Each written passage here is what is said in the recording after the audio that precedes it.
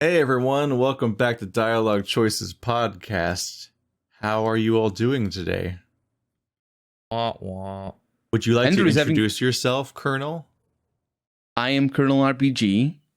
I'm a very short person, and my hair is falling off. You're so short that your example of a tall person was just draw Andrew in a Jackbox, and he's probably like the fourth tallest person in that lobby. He's 5'11". No, That's charitable. I don't need this kind of harassment. Yeah, Andrew was being harassed already by his microphone. Being harassed by most things in my life, but That's Andrew. I'm Keith. Hello. yeah, I don't know. Sometimes you introduce I'm one of yourself, the two. sometimes not. I don't know. Yeah, It's podcasts fair. are weird. Every podcast could be someone's first podcast, in which case you've chosen poorly. This one's trash. You chose the worst one. How could you do that? No, this one is good. God, this one's one is so good. bad. Why are you here? Oh my God, my you- God. You don't even know what we're going to talk about. It's so good. No, I actually don't know what I'm going to talk about today. I've had a plan for a few episodes, but not today. Of course, we always have more questions. Also, I was wrong. Last episode wasn't controversial at all. Of course it wasn't. Like, it just wasn't. It was fine. There was a lot of thoughtful discussion. A lot of people said it was their favorite podcast of the series so far. Yeah, Oh, we're no. we're getting better. Things were just fine. Like, whenever all right. people say that, it only goes downhill from there. Yeah, fuck us, right? So, Well, people also That's said that it. the previous episode and the previous episode. and it's only gone downhill from Of there. course, they're all different people, probably. Exactly. I'm not checking. One day they're gonna all come together and they're gonna find the one penultimate. Ultimate. That's not what that Yeah. means. Sure, it does. Well, they'll The never pinnacle? find the one that is the best one because unless we stop making them, there will never be the best Penultimate one. just yet. means second from last. Yeah, Oh, I thought it meant second from No. first. Oops, my bad. that So would be the second. People always get it wrong. anti-penultimate. Some people. There's also the people that get it wrong by thinking that it means like last or best, without the second part. And that is the I thought ultimate. and they're double wrong.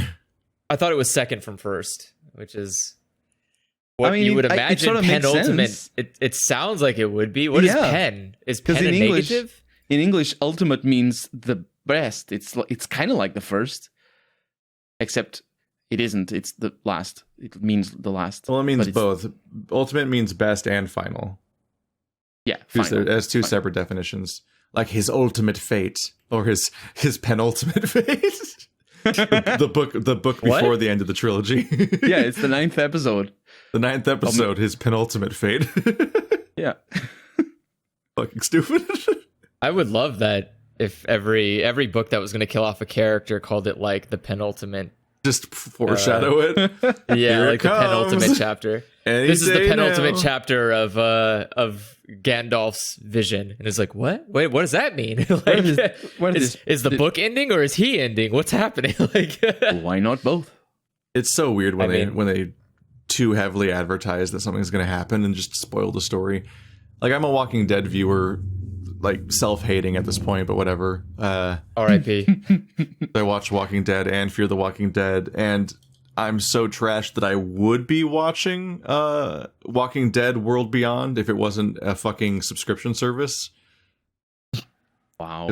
Because I instead of dealing with like AMC Plus or various other pluses, I just buy a season of a show and watch it. And that's just how I watch most shows. But they're like, That's no, probably you cheaper can, as well.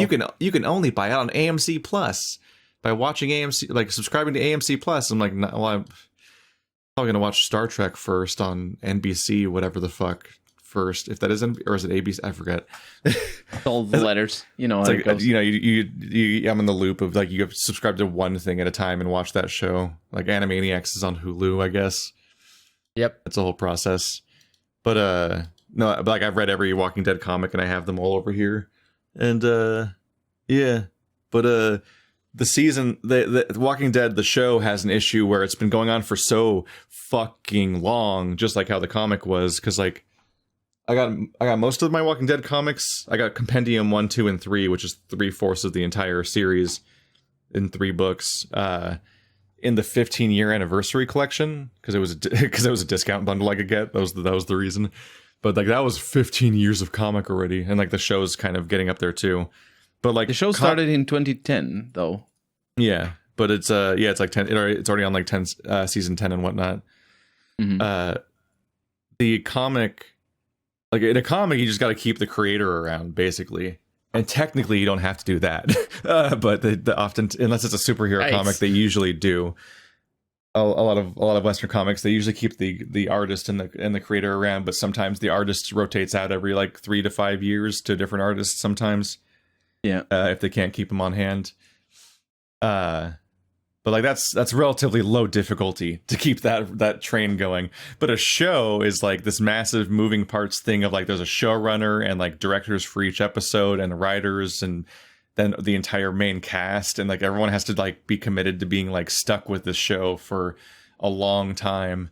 And so if you have a show like The Walking Dead, we're like, oh man, yeah, it's doing well. Like in the opening years, you're like, oh yeah, business is good, and like I'm working, I've got my acting gig, this is good. I'm happy to be on a successful show because that means I'll be doing well. So what's this going to be, like a Breaking Bad, like 5 seasons and then it's over, right? And then it's like, oh god, season 10, fucking kill me, literally kill my character. Look on the bright side. Look on the bright side. At least you're not watching Supernatural. Oh god, that never seemed appealing on any level to me. Supernatural was probably the last television series that I watched on television, actual television, like on a television set. The first season ended, and it was right around the time I actually stopped watching television. I did it all on the computer, and I watched like for 5 seasons, I think, maybe 4.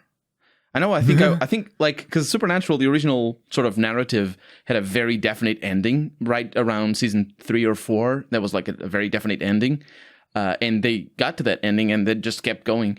And on the season after, I just noticed these guys are just gonna farm the viewers, aren't they?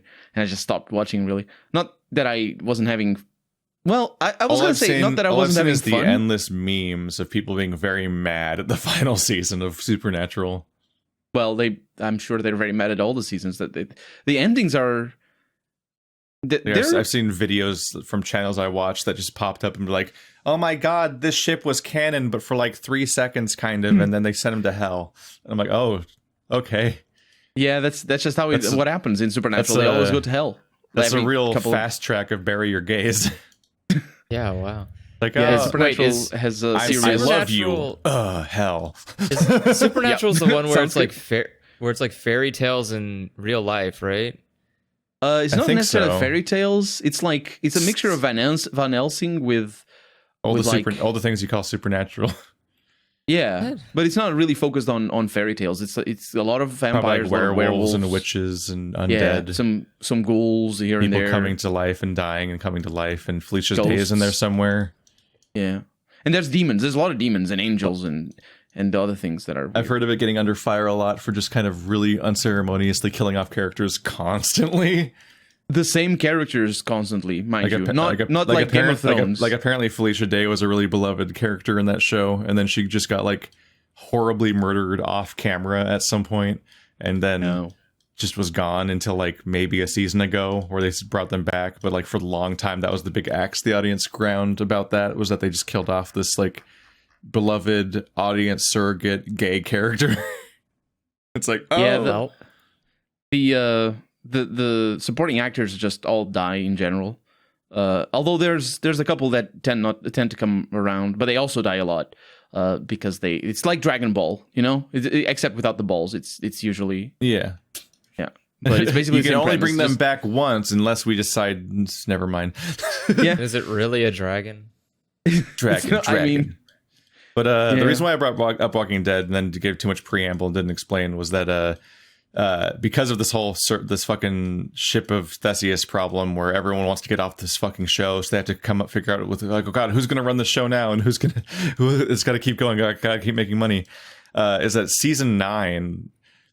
From the moment it started, every single time, like, it's Rick Grimes' final season. It's like, all right, well, this is a weird way to watch a season of a show. It's just constantly being told the main character is going to be leaving the show every day. It's like, why are you doing this to us? Are you trying to like deaden the blow because everyone's going to? You think like everyone's going to be so mad that Rick is gone that you have to like preemptively foreshadow it constantly over and over again?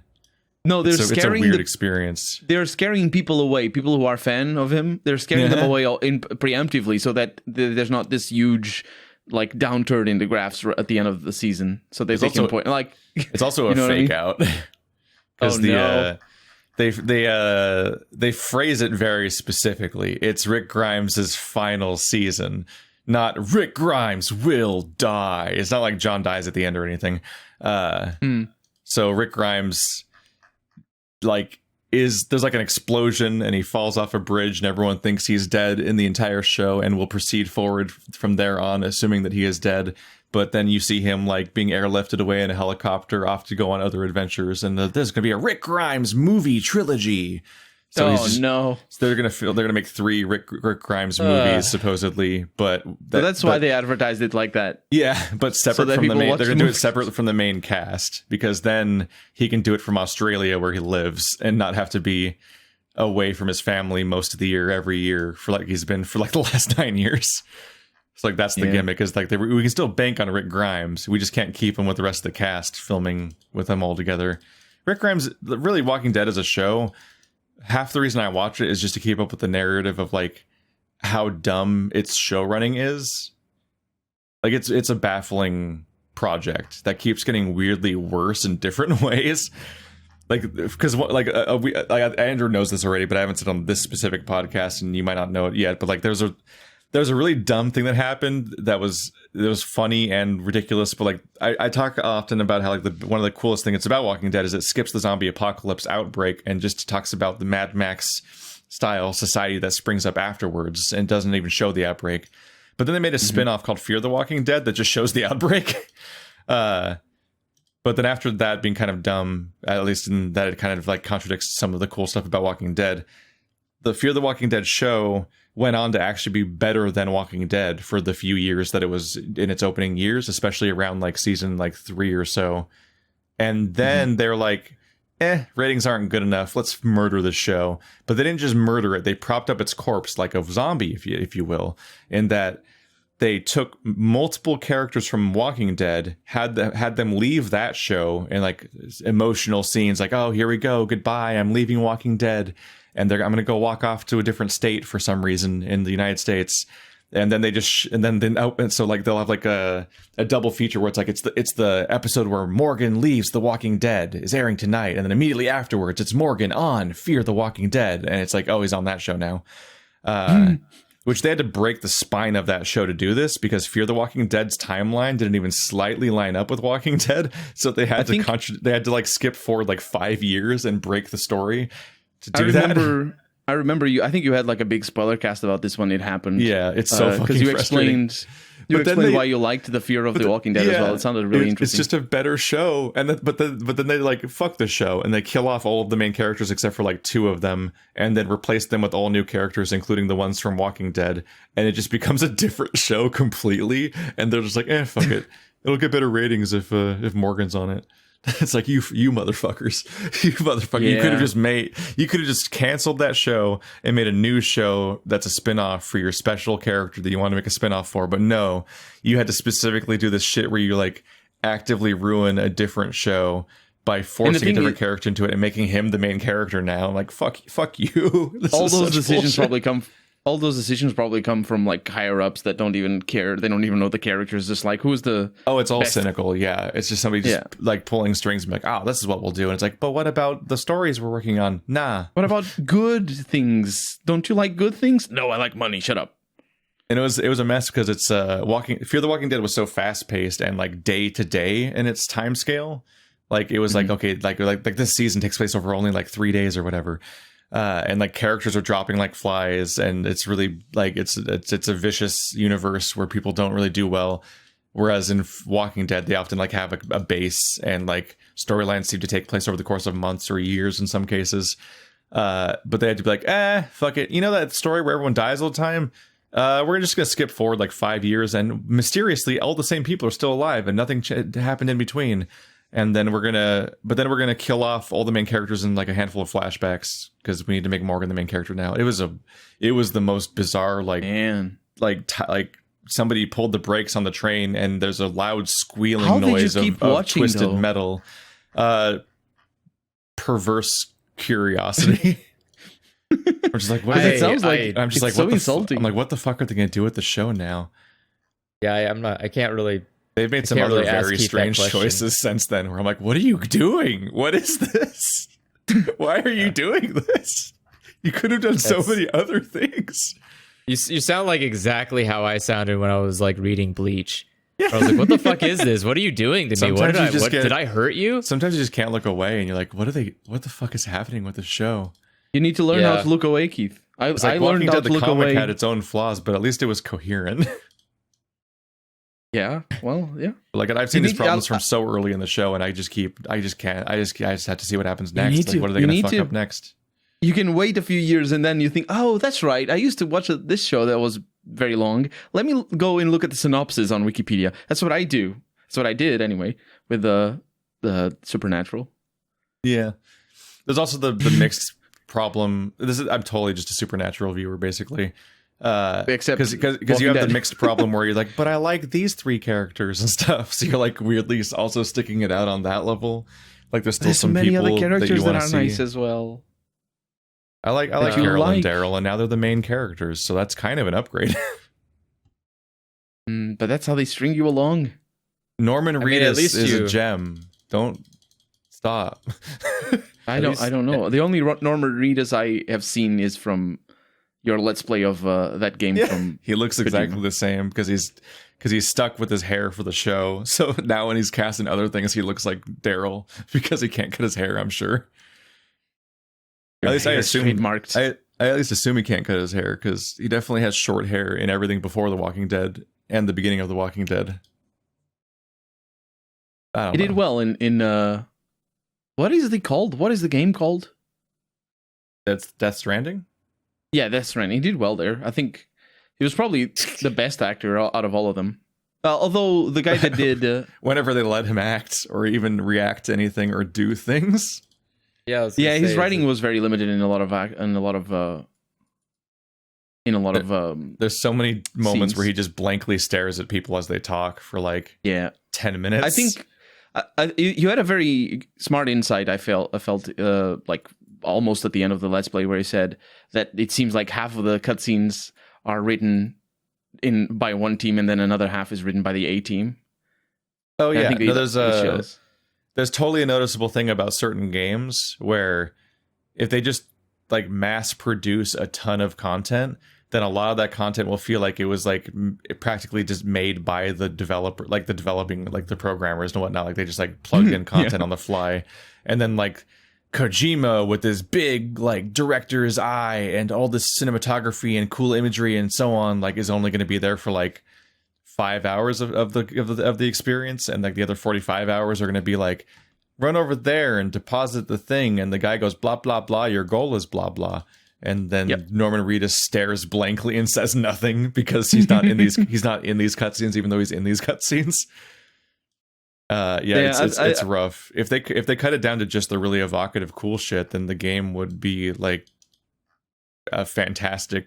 Well, the story's a mess, but its delivery would have been so much better. Its pacing is totally fucked. That's further reinforced by the fact that the ending ends so well. Like, except for the plot issues, like they deliver the ending very well, but then after they deliver the ending very well, they deliver it very poorly.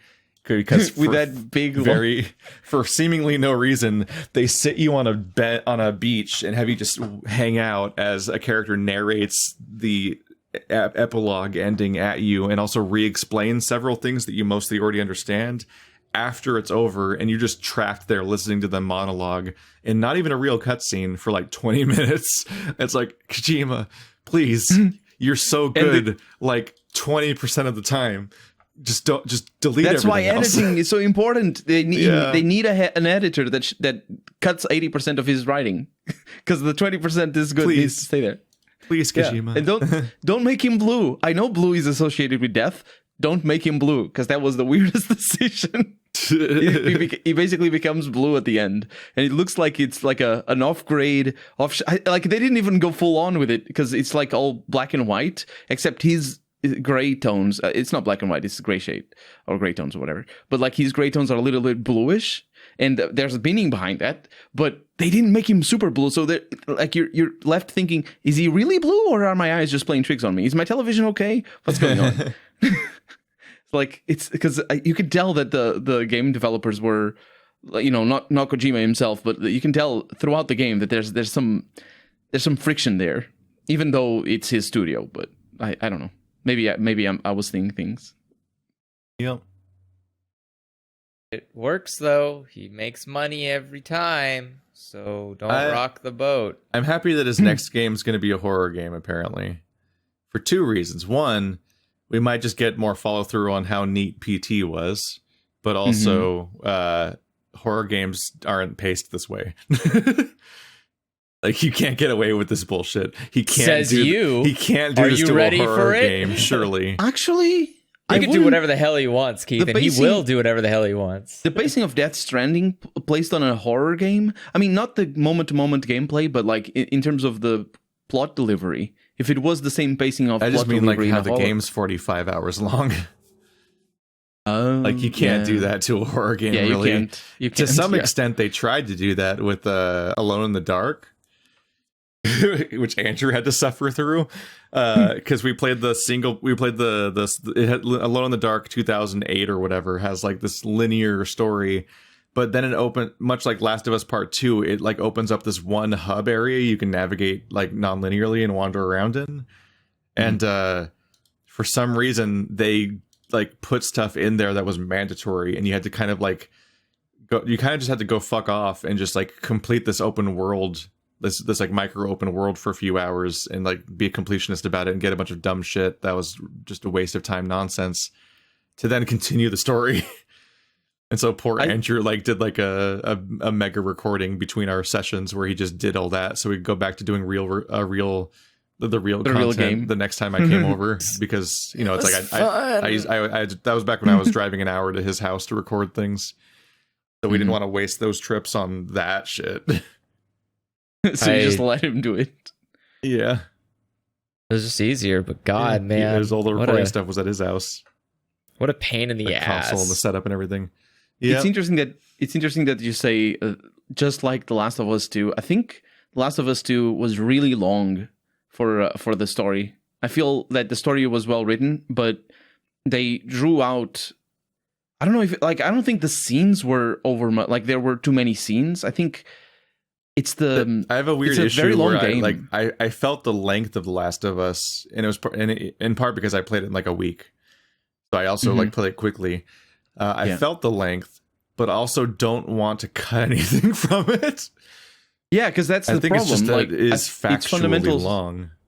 Yeah, I think I made a comment at the end of your Let's Play that said the word storyboarding, and I sort of used it in reference to what I think, or I thought rather, movies are made like, and then I went and looked into what storyboarding is, and it's much more complicated than I thought it was. Without spoiling what happens in that game, it does have like a structural choice that's integral to why it is the length it is and what's going on with that. And I feel like on some level, making the game shorter would inevitably kind of deaden that point and reduce what they were going for, because there is kind of a like, this part has to be this long and this part also has to be that long for this part to for it to deliver the narrative it's trying to deliver. So it's kind of a mixed thing. I don't know, sometimes games just are long. Yeah, but I think there's some parts that could be not cut. Oh yeah, I think a significant number of people literally have the comment about the game's length when they're like in the middle of the hotel. Like at the middle of the hotel level, there's something like, this game's kind of fucking long. Yeah, doesn't. So it might even have to do with the pacing of that specific mission and that journey of that day, more so than the actual game overall. I did feel that there were a few places that were way too long for their own good. The flashbacks I thought should have been shorter. There's a lot of... Sometimes you tell a story and the pacing itself is part of the significance of the story. Like, for example, the one of the flashbacks, no spoilers, but one of the flashbacks goes to like this place with animals. And it's a really, really long flashback. But I think it works because there's a lot of things that you museum? No, with dinosaurs. Oh. Yeah, it's a museum. I thought it was a zoo. Oh, it's a museum. Yeah, dinosaurs aren't real, or they're not live. They're not real. Yeah. No, because I was thinking of the deer. I was thinking of the deer and the giraffes. Yeah. But like, yeah, the zoo was the first game. That one works because over the course of the game, you're seeing other things, and then you think back to that level. It's such a huge level, and there's things that work retroactively because it was a big level. If it's a short level, it doesn't stick in your mind as well. But there's other levels that are like the one when they go to a cabin in the woods. There's nothing about that. Like it's an interesting thing that sets up a character, but like there's nothing that builds on that. So it's like a free side story that is just there, and it takes up time away from the rest of the storytelling, and it sort of breaks the pacing a little bit, where you're like focusing on all these characters, especially because of the break in the middle of the game, the one that you were alluding to. Because that break, you spend the second half of the game thinking about that. The whole second half is you thinking about what happened at the middle point. Some of the flashbacks are either... in one half of the game, the flashbacks are kind of like filling in the gaps between the two games, and in the other part of the game, the flashbacks are kind of filling in a character. Yeah. But they kind of do serve some purpose. Oh yeah, I mean they work, but I think some things could have been sacrificed without sacrificing the overall story. And then you can make expansions like the first one did about them breaking the little, like the cars and whatnot, with the bricks and Left Behind, the DLC for the first game, which itself could have been a little bit longer because it really needed a longer ending. I felt that the ending of that DLC was just it's pretty quick. No, it was good. It was a perfectly paced time. It was fine. I felt that it didn't have the guts of the rest of the game, because the rest of the game, I think the first. Well, what feels weird about something like Left Behind is the same thing that feels weird about the even going beyond storytelling stuff. Is like it's like the DLCs for Resident Evil 7. It's like you have this survival horror system where it's built around a particular pacing and resource acquisition and the acquisition of new tools and so on, and then also like your careful management of what you have and so on, and like the game having a certain length and a certain amount of threats and things that tax your resources and so on. Like there's a certain length of like the minimum is like 5 hours, but like about 10 hours is like a pretty solid normal duration for a survival horror game to make all those mechanics feel like they're paced correctly and being layered the right way. So when you have like the DLC for like the special edition of Silent Hill 2 has one where you play as Maria for like an hour, and then Resident Evil 7 is full of all these little DLCs with their micro campaigns that are all themselves about an hour long, and then like Left Behind is like 2 hours long, I think, and they're just like they're too short for that genre, so all the mechanics even feel wrong, let alone any storytelling that gets done. Oh, like, I see what you mean. Like it's like a Metroidvania only being half an hour long. You're like, what? Like technically I unlocked new abilities that let me open doors and that I couldn't open before, but like this length doesn't feel right for this genre. Like but when I said longer, I didn't actually mean gameplay, although you meant narrative. I felt the ending itself like it was a little bit like in the way it was predictable. It thought. How should I put this? Like, if you're writing an ending, in my opinion, there's things about an ending that are predictable, right? Because we all know what stories are. Well, especially if you're writing a prequel. Oh yeah, of course. Like, this character is not in the other part. I wonder what happens. Oh, look, something happened. Yeah, but there's other parts that are not predictable, and I think if you're writing an ending that's just gonna have such a predictable, situation. You really need to make the other things work for you, and they spend too much time on the thing that we all saw coming, and I don't know, either the acting didn't carry it for me, or maybe just the story didn't. I mean, didn't definitely really... one of their goals was just to have representation, and I don't mean that in like the cynical way. I mean, like that was one of the primary things. I mean, it's a fundamental aspect of the character. Yeah, it's one of the primary things they wanted to establish in that story was having a chance to show a part of that character that they just didn't have a reason to talk about in the main game necessarily. And that was setting up for the sequel too. But yeah, and writing prequels is interesting too, because like there is that issue of like, okay, here's there's a dynamic of like certain characters are in the thing that you're prequelizing, so we know what happens to them because their fates were in the original material. So the prequel the prequel can add details to that character, but can't change their fate unless you're just going to snap continuity in half. So you have to like add other characters and deal with and have them as a risk. And I don't know. I think about prequels a lot lately because I was like, I just finished watching 2 more seasons of Better Call Saul, which is a prequel to Breaking Bad. Mm-hmm. And that one specifically, it's like that the show was conceptualized as being a prequel show for Saul Goodman, a very prominent character from Breaking Bad that's like this really skeevy lawyer character that's involved in a lot of criminal activities and is kind of like the people that people rely on to get themselves out of a bind when they're in legal trouble for stuff they totally did, because they're all criminal organizations. And then I don't remember if he was in the show originally, but they added Mike, who's also in Breaking Bad. And it's like, okay, we know exactly what happens to Saul and Mike in Breaking Bad. So that limits your scope a little bit. You're just in the first season, they Mike and his friend, I don't remember the name of his friend, they show up like for a cameo, but they're not like, I don't think they're main characters. It was brief at first. Yeah. Like these characters are like, when you add these characters, that all you can do is like give texture to their background, but you can't like, like we killed Mike in Better Call Saul. What does that mean?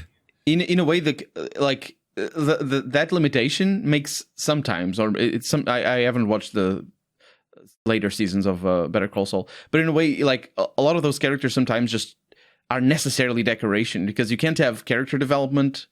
Because the thing with character development is that if you show your character that shows up in a sequel, if you show them in a different state, imagine you have a character in Breaking Bad who is like, I don't remember the names anymore. It's been a while.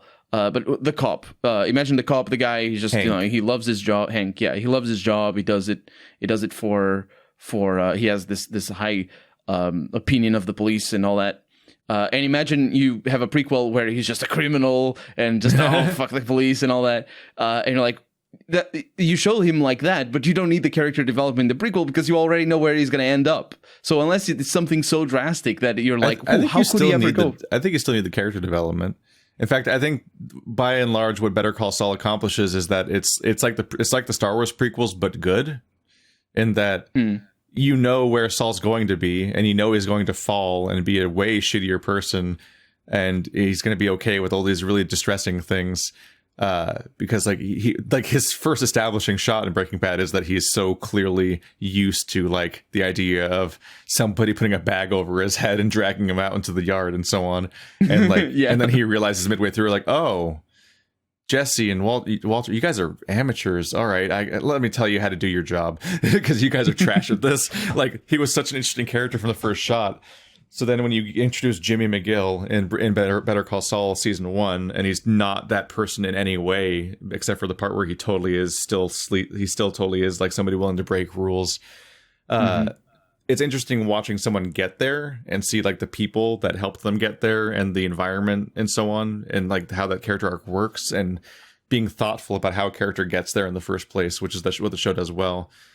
But the thing I was driving at, though, is that a really interesting way to add tension to these shows, because like, yes, it's interesting on an academic level and even an emotional level, like just to watch people like change as people. When you know what's going to happen, there's not really necessarily a tension there in the normal way. But what you do is you surround them with people that you care about that aren't in Breaking Bad, and you're like, oh no, what happens to these characters?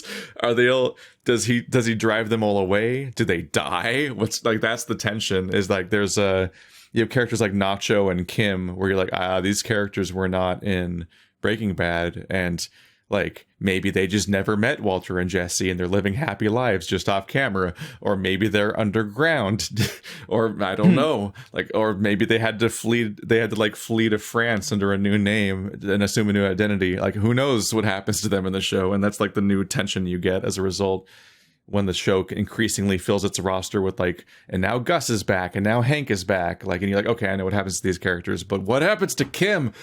And like, it's that's like the best prequel I've ever watched. It's so good. It keeps staying good. It's a great show. I really need to watch it because I watched the beginning of the second season. I watched the first one, and then I watched the beginning of the second one. It was getting a little bit too lawyery for me, and I was like, eh. And it's specifically good. When I say it's the best prequel I've watched, I mean specifically in that it also is very much in its DNA a prequel. Because sometimes a prequel is just a story that took place earlier. But the mechanics of being a prequel and what that means to a narrative are often kind of sidelined and not very important to the prequel itself. It's often just an excuse to tell more story in a universe or with characters that are concluded, so you can't keep adding to the end anymore. A lot of prequels aren't very interested in being prequels, and so it's just like, it's just another movie where we just kind of like, yeah, it ended, but we want to do this more. But specifically, Better Call Saul is like obsessed with how it's a prequel, and it does it so well. I don't know something about like that. Is it Gilliam or something? Gillen? Yeah, Gilliam. Gillum, I believe. Gilliam. Yeah, I don't remember. I know it's Gilliam. Something. Vince Gilligan is fucking detail oriented. Whatever his system is, I want to watch every show he makes now. He has Gillian Anderson is from, I know that's a different person altogether. He has a very long history of producing, and I think he was X-Files. He made a bunch of X-Files. That's why I remember Gillian Anderson, because she's from X-Files as well. I think. I don't remember. Let me see. Is she the main character? Are you talking about? From X-Files? I don't know their names very well. She's one of the main characters. There's two. Like there's Bulk and Skull. Scully and something else. Scully. She's Scully, yeah. She's Scully. I can never remember what name is which, or even all their names necessarily. And I also can't remember which one's the skeptic and which one's the person that believes everything. Oh, none of them is skeptic. I've watched very little X-Files. I just remember a scene where they're on a bridge and their car gets stopped, and the person that stopped them doesn't have a face. Like that's the only image I have of all of X-Files, the show. And then I watched the movie that came out like 10 years ago without any of the context of the show from before it. I hear that movie was bad. I didn't watch it.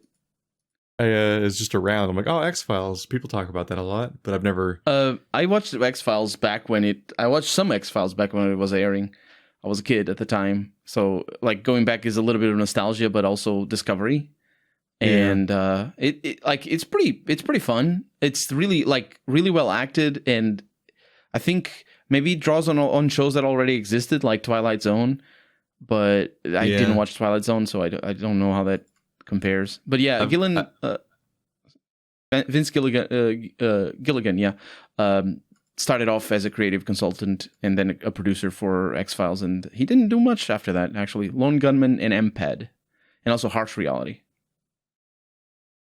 Vince Gilligan? You mean Gillian Anderson or whatever? No, Gillian Anderson, she does everything. Whatever you said. No, I'm talking about the creator of Breaking Bad and Better Call Saul. Yeah. I was going to say, he made stuff now.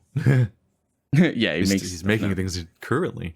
I gotta get around to my giant sci-fi backlog, because there's part of me that desperately wants to have watched every single Star Trek from front to back and all of Twilight Zone and X-Files. But it's just so much. It's so much, and it's so easy to put off every time. It's like, all right, I just finished a season of a show. What should I watch next? And it's like, do I really want to click on Picard's face right now? Is this the mess I want to start now? Or do I want to watch like another thing in my backlog? There's always something else before I start the giant mega project nightmare. But X-Files is not very like story oriented. There's some character development for sure, and there's some setup. But for the most part, it's a Monster of the Week show. That kind of structure. So you can like look up the most, like maybe watch the first season, like first few episodes to get yourself acclimatized, and then just watch the most well-rated episodes. This is why super fans on Reddit and stuff have designed like episode compilate, where it's like, here's the correct episodes to watch this fast. Like I think Andrew watched Doctor Who with an episode guide that tells you to watch like half of each season, and here's the ones to watch, and so on, so you can get through the many seasons much faster. That's tempting too. But yeah, like they're making a Star Trek Picard is a thing right now, and it's like I want to watch it because Patrick Stewart's John Luc Picard's one of my favorite characters, like in fiction, and I grew up watching Next Generation and I love it. But I also like haven't watched Next Generation since I was like 13 maybe. And so I kind of want to go back and watch all of Next Generation first, but then I'm like, well, when am I going to get around to my task of wanting to watch all of the original series first? And it's like, okay, do I watch the entire original series and then the entire animated series and then watch all of Next Generation while also getting to some of the movies along the way, and then watch just a Star Trek Picard? It's like that. It's like, okay, I mean, I can. No Discovery. That's like a 500-hour project. What? No Discovery. Oh, I'm already watching I watched season 1 of Discovery already. It isn't direct continuity the way that like yeah, it's a different I know. Like Picard is all continuity with the Next Generation show, which is one of my favorite shows, and then the movies, obviously, because those are continuity too, and like characters die and shit. That's important. But then also, it's like, but I keep wanting to watch the original series, and it's like, am I really going to skip to Next Generation again? Because then I'm never going to watch the original series. Funnily enough, Joe broke my last spree of watching Next Generation. Andrew, I think you probably already know. You might remember the story because you were there. But probably I was talking about how I was watching the original series, and he just cuts me off, and he's like, I was watching an episode of original series Star Trek, and Joe was like, "Oh, was it the one where there's a misunderstanding?"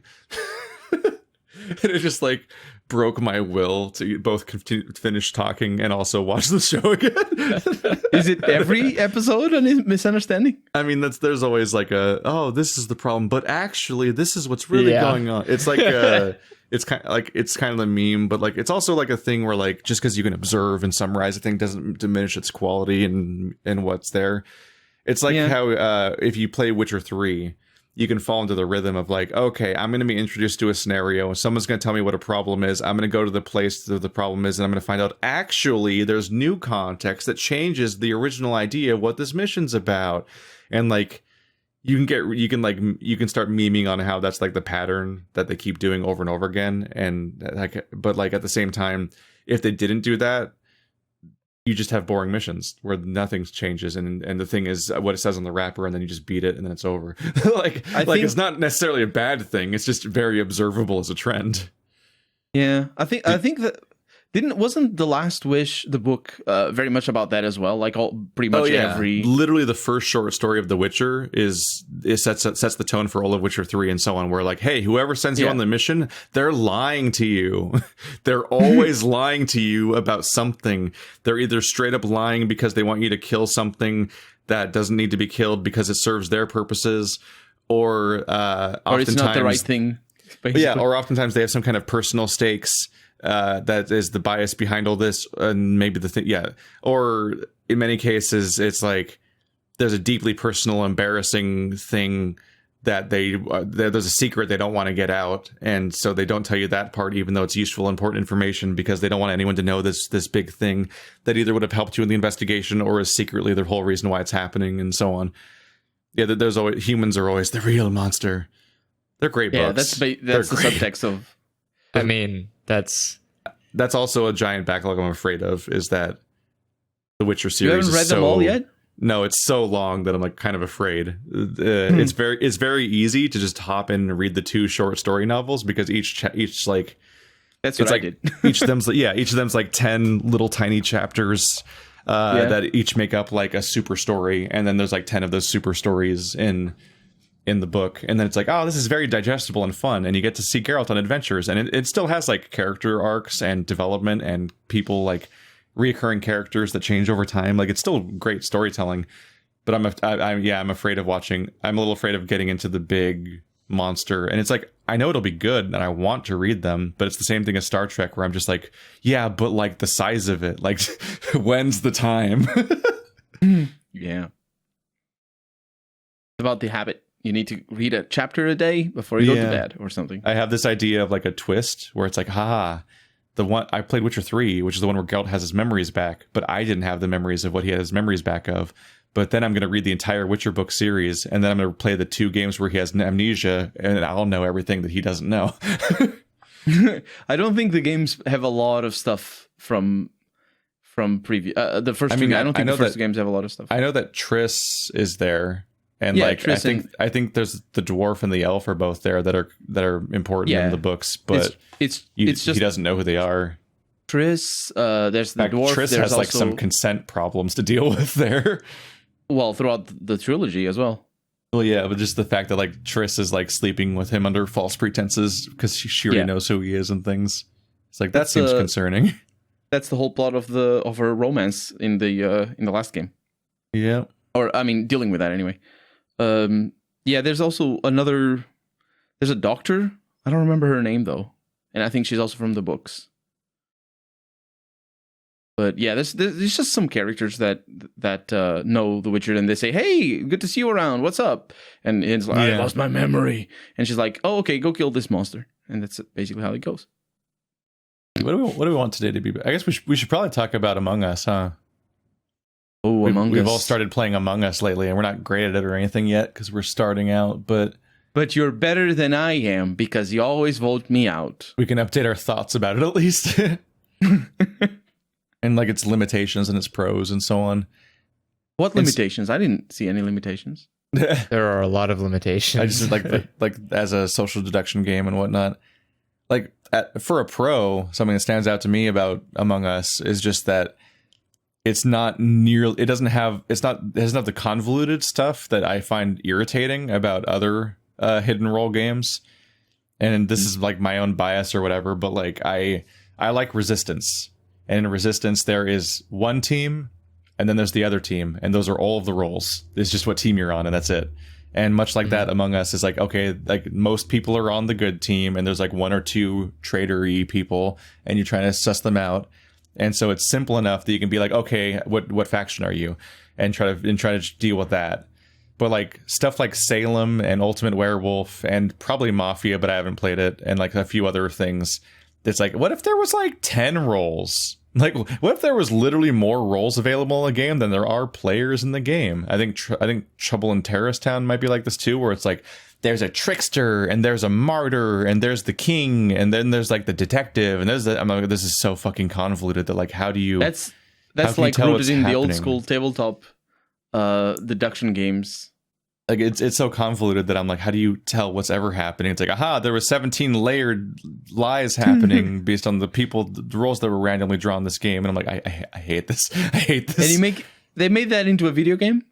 Town of Salem and Ultimate Werewolf, I think, are like, yeah, and Mafia. I think those are all like playable video games. And Trouble in Terrorist Town is a Gmod game that is based on these ideas, and that seems to be popular. Like and like maybe it's that thing where there's just like such a learning curve that's super off-putting, and maybe if I like really committed to it for a long time, eventually I'm like, wow, maybe this is great all of a sudden. But like I've always found there being too many roles really off-putting. I always want just like 2 roles, and I just want them to be, and I just want the systems around them to be interesting, like the process through which they win or lose. And in that way, like Among Us, it's like that's interesting. You're on like a ship or whatever, and one team's doing tasks that inherently encourage them to split up and become nice, vulnerable murder victims, and then the other person is trying to kill them without getting caught. It's like, all right, that's a good starting point. We're in a good place. Yeah, straightforward. And it executes that really well as being like it's like a version of Resistance where more interesting things are happening on a mechanical level besides just the lying. Because in Resistance, you just do missions, and they just pass or fail based on who was on them. Have you played Resistance before? No. All the games that you are talking about, I'm like, I am a noob. Yeah, if it weren't for you, I wouldn't have played Among Us even. Resistance is a tabletop card game with hidden roles where, much like it's similar size to Among Us, where you play with like 5 to 8 people or something, and like based on the player count, a certain number of them are traitors, like 1 to 3, and preferably you're playing with a lot of players. In that game, the mechanic is that one person at the table is the captain or the team leader, and their job is to put together a team that can succeed at doing a mission. And missions succeed by you simply voting for them to succeed.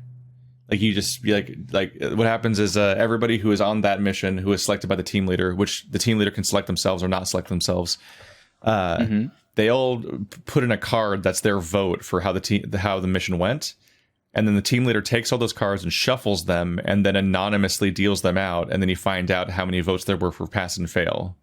And so if they're the spies, they'll be sabotaging the mission anonymously if they want to. They can also intentionally let it pass to remove suspicion from themselves. And so it's a best of 5 game where whichever team, if there's 3 successful missions, then the resistance wins. And if there's 3 failed missions, then the spies win.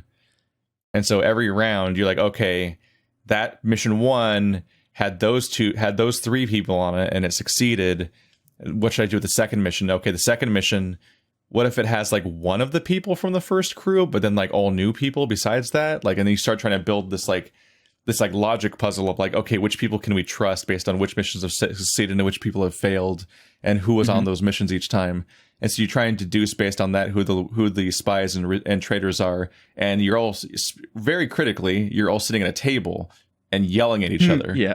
So like that's the key to social deduction games is you have to be like debating and discussing these things and coming up with lies and so on. And like on that level, the debate of what happened and so on is really interesting.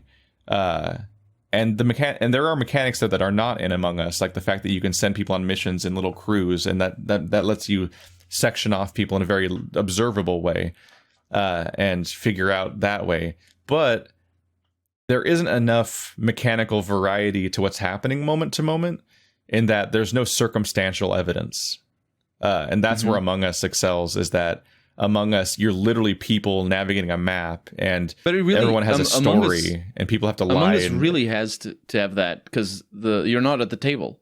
And it depends so much, because if you're on a table, you can absolutely make your game around just the people. You're really playing the people. You're not really playing the game. But Among Us, that's not like that. You're very much playing the game, and then playing the people sort of plays a secondary role. Yeah, you'll do the tasks, and then it switches back and forth between like being a tabletop game and being a video game, and it's like tone, like it's because it has the voting phase and the gameplay phase.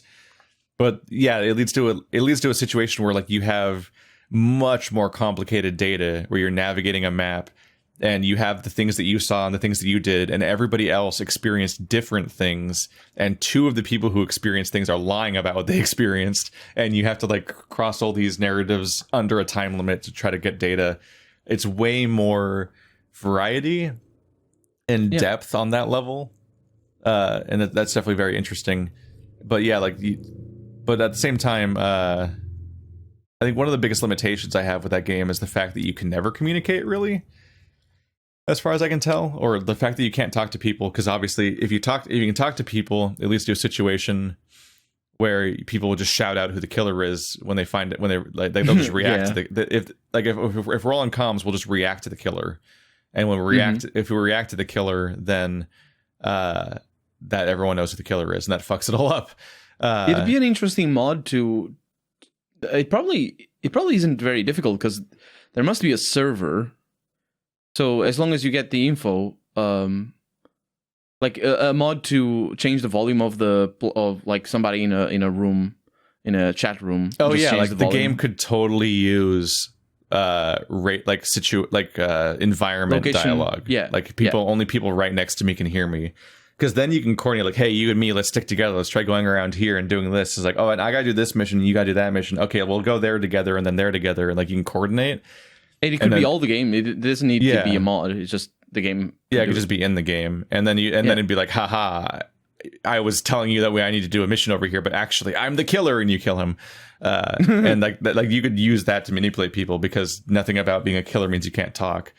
But Among Us doesn't have any of that. So there's a level of playing the actual game part that feels a little too blind and flaily. Like there's no way to communicate with people, so you can't be like, hey, watch me do the scanner, or hey, let's go here together. Or any communication. Like you can't even communicate your intent of like, hey, let's work together, or I'm chasing to kill you. But obviously the killer would just lie. But it definitely feels like something's missing on some level. And like we didn't get to play it the correct way, but there's a game called like Unfortunate Astronauts, which itself is a bunch of unfortunate spacemen. It's unfortunate spacemen. I played that with Bird and Andrew a few months ago, but we played it with the 3 of us and then a bunch of randos, and like the netcode was trash and the game felt like it was barely working. And so until a Mandalore video came about it recently, I had no reason to suspect it was good at all, because it was such an off-putting experience. I'm like, this doesn't seem like it could be good at all. But that one is like, you're a bunch of colored spacemen, and one of you is secretly a monster that's trying to eat you. And that one does have radius voice, so you can talk to people that are near you. And it's like, I maybe our crew will try that sometime as a group, and maybe that'll be good. It is free to play. But that does some of those things that I find interesting that I feel like I'm missing. When you're playing with a group of people that you know, it's just any game really can become fun. Also, apparently apparently in a response to Among Us' popularity, that game just added voting rounds. Because it didn't have that. It used to be that you just walked around and tried to do various tasks and it's a 3D game, 3D first person shooter. You'd go around and do your tasks around the ship, and then the monster would just try to assassinate you, and you could just talk to anyone that was near you. So it was kind of like The Thing, where everyone's splitting up and you're trying to like deduce who the killer is so you can kill them in return. And then you shoot him, and like, I turned into a horrible monster, and now it's a shooter where we're all shooting him before he gets us all. But now it does you can turn them on and off, apparently, I think, but it now does have a voting round where somebody can like call a vote, and then everyone like debates who they think the killer is and votes them off and so on, which is a clear response. Yeah, it makes anyway. You guys go on about Among Us. I've talked too much this episode.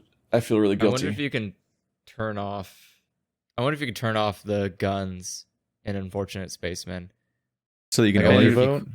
Yeah, that you can only vote, which I feel like would be more interesting to me, because the guns are kind of stupid, because in my head, I'm just going to shoot everybody once.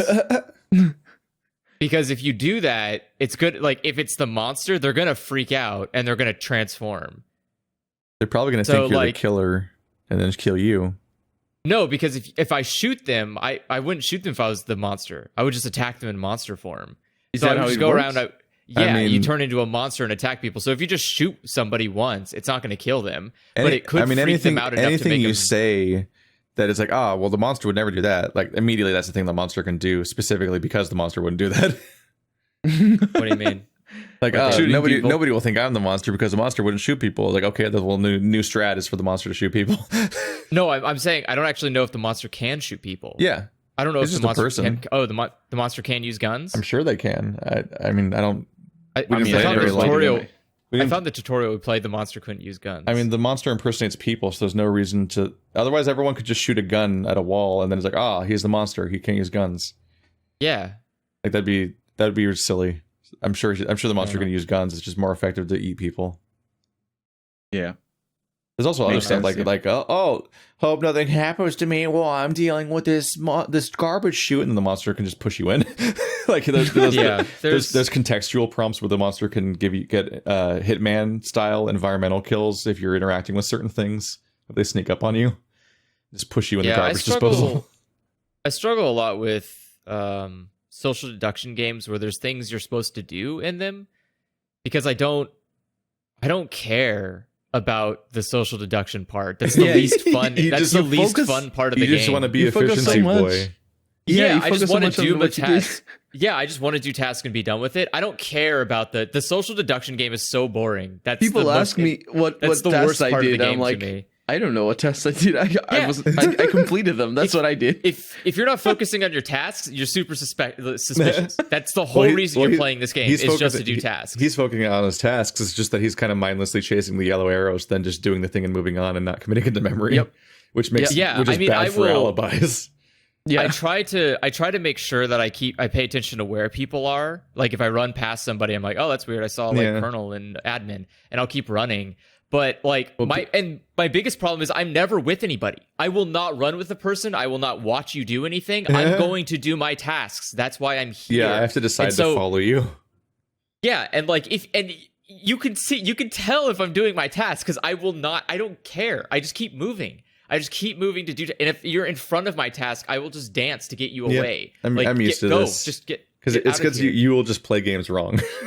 Yes, but that's the thing. It's like I don't. I don't normally play games with other people. He would always complain that Left 4 Dead was a multiplayer game He just wanted sucks. to run to the end of the level alone every time. It's like that's not what this game fundamentally is. Yeah, I just want to run through and kill zombies. That's like, all I want. The game you want is somewhere else. Go play that one. Like it exists. I can't find it. There's not a whole lot of good zombie shooters, to be fair. Yeah. There's not a lot of single player zombie shooters that aren't like survival horror. I don't want to survive in horror. I just want to kill zombies and run through. You want a Dynasty Warriors of zombie shooters. Where you just you're just gunning them all down. Serious Sam comes to mind. Serious Sam is probably. I have Serious Sam, but it's Killing not. I don't Floor? like it. I don't like Killing Floor. Killing Floor is third person, isn't it? No. No, Killing Floor is like a multiplayer. Killing shooter. Floor is like a wave-based shooter, which you can just play in single player if you want to. Oh, okay. I don't. Kind of like Sniper Elite, but the sniper zombie stuff would be really awkward single player, I think, because it's just a lot of zombies that are a little too difficult to kill alone. Yeah, that that's game the is thing. fun, It's though. like I play a game to have fun. We should probably wrangle up Effie and Bird and just finish that someday instead of leaving off. Yeah, because we played it for like an hour or something. Like maybe we should just go back and finish Zombie Trilogy. That was nice. I think we were close to the end, weren't we? Well, it's a trilogy. Maybe we're finishing one of the games. Maybe I don't know. But yeah, I mean that's the thing. Is games like Among Us or Unfortunate Spaceman, for me, aren't interesting because the main mechanic they sell you on isn't what I want, and so I struggle with playing those types of games because it's definitely an interesting take to be like, well, I don't want to play a social deduction game. I'm like, all right, well, I guess. But the thing, and so the thing is like when I'm the that's why like when I'm the imposter, I almost lose every time because I don't want to do anything but tasks. So I'm like, oh, like the time that you were helping us fix the ship and just sitting in the top left corner is the imposter. I'm like can we just do the thing? I just want to do the thing. Like it's a task I can do. Can we do the task? Literally not your task. Your task is to not have that succeed. It's a task I can do, so it's something I want to do. I want to do something. Like God, it's so boring being it's so boring being the imposter. I love being the imposter. You just walk around, you kill a person, and then it's like, who did it? Wasn't me. All right. Did you guys? Next person. Like, did you guys all right, cool. Did you guys notice me calling out Durf immediately the moment I got like super detected by Effie? I thought that was my best acting moment ever because he was so. Because you're like, it's Durf. He's sus again. Kill Durf first again. No, because like I was trying to make that like because Effie almost saw me do the killing, and I was like, what can I do? And I had to like think on the spot, and it was Durf, and I had no idea where Durf even was. But it's like I think I successfully made Effie doubt his eyes. It was really funny when I was like, oh, I believe Andrew because he's just so indignant right now that it sounds so real. And I was like, wow, he really was the killer. So he was just faking how indignant he was. But then there's the double twist of like, no, he really was just trying to finish the task. He didn't give a fuck about being a killer. And that's why I didn't suspect him. It's because he doesn't. It's like, what? And it's like, chat was like, that's an interesting killer strategy is avoid sus by just never doing a single imposter thing in the entire match. It's like, and I still won. I guess. It still worked. I just wanted to do the task. The other player just won for you, didn't they? Well, yeah, which is why I was saying, whenever it's just me as the imposter, that's why I always lose. It's because I don't want to do it. So I will lose. And anytime that I'm a part of somebody, to play the game. No, but if I'm a part of a team with like if there's another imposter with me, we will almost always win because I will do my best to be not suspicious. So I will survive till the end. And then if it's left over to where it's like, well, it's because you have a complete absence of sus, they'll just think somebody else is the suspect and vote them off because they have at least have the slightest dreg to latch onto. Yeah, and I will definitely manipulate. I will lie and say like, no, it's not the person that is the killer. Like I know that is the killer. Like no, it's definitely the other person. But like I'm not gonna go out of my way to kill people. Like it's such a pain because then every time I've tried doing that, the moment I kill someone, someone walked up behind me. Fuck it then. I'm done. I'm not going to sit here and I'm not going to fucking kill people and then get caught immediately doing it. And I can't talk my way out of it because like, well, what were you doing last? I was doing a task in Specimen. This task specifically seems kind of sus. Okay. well, fine, forget it. Just vote me off then. Let's end the round. Can I go play tasks now? Like every other round, you're like, "Hey, I finished my task. I don't give a fuck. Kill me." Yeah, that's the thing too. Is someone's like, "Oh, we're gonna vote you off." Fine, I'm done with my task. I don't give a fuck what you do now. I'm just gonna sit here anyways. Like, I'm not gonna follow you. I'm not gonna watch you. I've done the thing I've wanted to do, which is I've done my task. Every time there's like an emergency meeting or something, you're like, "Why? Fuck? Why?" I was doing my tasks. Like, yeah, well, we need to vote off the bad guy. It's like, no, I need my tasks. That's all I said it the one time like the lights were out and Durf got mad because someone like reported a body while he was trying to fix the lights. I was like, oh my god, he's right. I would be upset about that. And then the next time I found a body and the lights were out, I waited until someone fixed the lights and then reported the body because I was like, I don't want to be that guy. I don't want to upset somebody who's in the middle of doing a task. I get it. I completely get it. Then you die in the dark. I've had it so many times where like I'll be doing a task like. Specifically doing the download or upload task. I'm like, all right, you're watching a meter fill up, and then right when it's almost done, it gets interrupted. Yes, so like now you have to walk back there and do it again. Yeah, that 3 seconds body reported. And I'm like, dude, I don't know who the killer is, but I'm gonna fucking get you right now. Because I just want to do my task and there's no reason we have to do this but you have to right now. I've had some really embarrassing moments in that game that the audience knows. Like in the first few episodes, there was multiple instances of me just walking past bodies without noticing them. I just didn't register. I think the rows outside, where they just could have been clutter. Like, oh, it's a rock. Like, nope, that's Effie's body with a bone sticking out of it. Yeah, damn.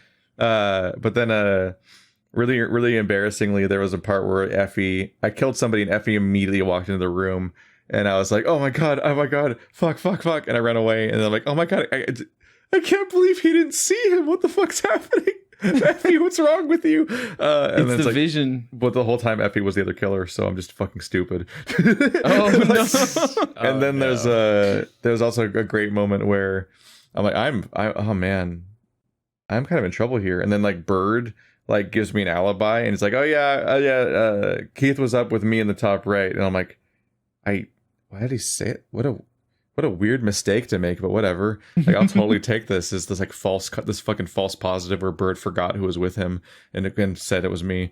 Then in my defense, the vote screen is all white names. But then we get out of the vote screen and we're running around. I'm like, oh right, Bird's the other imposter. He was lying. No, the vote screen is not white names. Yeah, no, isn't it white names or I forgot? No. The vote screen also tells you who the bad guys are. Yeah. I think I forgot. Maybe it's a new patch. Or maybe I don't know. The last time, because the last time it was, I know that for a fact. Whatever it was, it was like I genuinely had this dumb thought moment of like thinking that Bird made a mistake, as opposed to realizing like, oh, he just gave me he gave me an alibi, so I'm clear. Oh, you poor summer child. Because he knows nobody was with him, so he can claim that I was with him, and then That's the other thing too. Is like that's a good strategy, but a risky one. Is like have the other imposter be your alibi. But only if you, unless they suspect you, then they're like, they're both murderers. Yeah. Yeah. Andrew, I think Andrew plays the game really well, and I definitely couldn't ever suss you out. I just I don't know. Effie is really easy to tell when he's the murderer. His voice changes a little bit. So where's the body? Yeah, I don't know. He had a noticeable trend where the moment the body be reported, people like, oh, so where's the body? Like he wants to get out first, that he doesn't know where the body is, and it's like, and he's so fast to it each time. It's because he made the body, and he wants to immediately have that happen. I think I might have seen my brother do the same thing. I think he did that once. Yes, my brother did have one of the rare solo imposter wins where he was the only imposter and he got everyone to kill each other. Yeah. Also, he was downstairs bragging about it afterwards to our housemates. That was amazing. That was brilliant. That was all like mind games. That was fantastic. Yeah, I was right. I said it. I said it as I left. You said it too hard though, because I lost the game because of you. How did I say it too hard? I said it. You said you lost it, and I'm like, oh well, I guess I'm gonna kill myself. I was literally like, look, I could tell you, like. It has to be this person. It has to be him. There's no other person it could be. He literally left the room that the body was in. There's no reason. I actually just got in contact with Snow to make him his avatar now because I need it for the thumbnails. Everyone will have a Snow avatar. You, What is me, Colonel, Snow? Is it Snow? Marty. Animations. Yeah, they're Yeah, I now thought it says there now was it a says different name. That was now it says Robbie because you can change Robbie, that one, your yeah. username on Twitter, but their handle is Snowwheelist, and they're No, I think originally their handle Snow Animations is their handle on Twitter. no, it's Snowwheelist. yeah. Oh, Snowy. snowy illustration, but Oh yeah, it's cut yeah, off. Snow. You're But right. yeah, their username that you can change used to be Snow Animation. Yeah. And some of their I- like addresses are that and so on. Mhm. Oh yeah, Snow the Giant and stuff. Their art style is very varied, but like I love it. It I can love get my really new thing. it can get really confusing how you can just change your Twitter name on the fly. And like some Yes. people have really confusing Twitter names because they just don't want people to find them in searches anymore or something. I don't know the point. Or the same people all having the same username, like Black Lives Matter or something like that. Just like 'cause Black Lives a lot Matter. of people like add this. something afterwards. No. I follow a couple of people that are just called Black Lives Matter. Then when I see them without the handle, I'm just like, which one is the one? Who are you? How do I Yeah, that's- tell? You could tell. You could tell only if the handle shows up. Twitter is weird.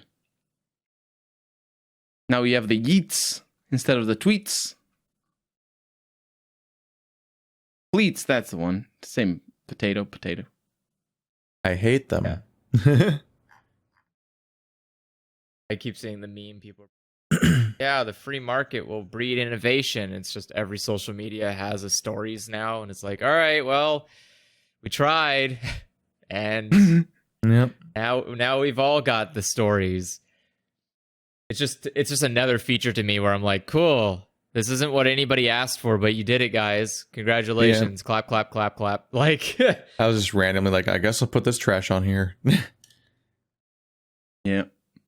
it's I had a pack of candy, and there was like one random one that was just spongy and empty feeling. I'm like, oh, this one just doesn't have anything in it. So I just like tried to awkwardly open it on camera. I'm like, wow, I did a fleet. Wow, there's nothing inside. Anyway, this will be gone tomorrow. Do you think it's with the intention of having more advertising on Twitter than it already has? It's just that a thing did really well, so they're like, I want that feature. I'll take that feature.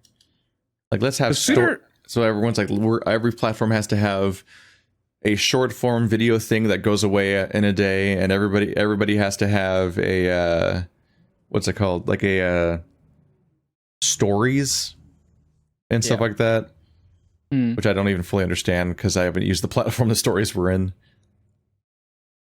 You just keep layering the same mechanics forever. Yeah, I mean it's just like video games, just like everything where there's no consequence for copycatting is just like everyone's just going to do the exact same thing that makes somebody successful until people go like, "Hey, wait, I don't like that anymore." It's like, "Oh shit, now we got to do something else." Like the Guitar Hero games. Yeah, I mean it's just it's normal. All of a sudden, no more Guitar Heroes. The difference is usually there's like enough there's enough incentive to be different because that is what will make you successful. But I don't know. I think the thing that really upsets me is that no one has ever copied MySpace's like free customization, like freedom of customization. No. Free Like, customization. Free that's is a bad word. What is well, this? not free, but the idea that you can customize completely your It needs to be profile, paid like that. Even if it's paid, I don't care about. I know, that. I The know, point I know that what you mean. You cannot customize your profile in any sense except for an avatar and a header. Is like the most asinine thing I've ever seen. Where it's like, well, I think it's because everyone has trash taste, and so it made the website look bad. Because you would constantly see these insufferable, horrible websites that you didn't want to look at. With they're automatically playing Nickelback songs and so on. That's why people remember MySpace fondly and don't like Facebook. Is because think there's MySpace had personality. You would open up and someone's annoyance. MySpace page, and it was like an infinitely tiling copy of like Leroy Jenkins, and then the background goes, "How the hell we wind up like this?" It's like, oh my god, stop it! Fucking hate this. Beautiful, dude. That is exactly what the internet should be. That is memorable. It's funny. It's like it is. It is. It's like human. a It is. YMTDP, But you still have that, TTP, whatever it was called. It is so beautiful. But then you go to still like have that. Twitter and you go to a profile and you're like, wow, that's and then really everyone had cool. like glittering gifs of like Oh my text and God. garbage. Or It you was could so change the- trash. You could change the like mouse cursor because there was an Yes. HTML tag for that. You could change like, oh my god, you could make certain things invisible, so you could literally just have a profile Yeah. that has your picture and nothing else. Yeah. It was You so still have good. that, but like I think the market changed because you still can do that in WordPress.com or Blogger or whatever. But no But one those uses aren't- but any that's of not a- those things. Yeah, but that's again, the thing, those no. aren't social media sites. Social media What's websites the difference, have like though? The most popular websites where you could customize your profile extensively, like on a visual, at least having a background and whatnot, were MySpace and YouTube. And MySpace, Yeah. and they YouTube both- used to do that, yeah. and they both just like formatted it out because MySpace is now only a music band website, and YouTube also, like they just got rid of the custom profiles, so you just have a banner and a. But what avatar. makes what made specifically MySpace a social media website that a blogger or a WordPress.com isn't? People were on it.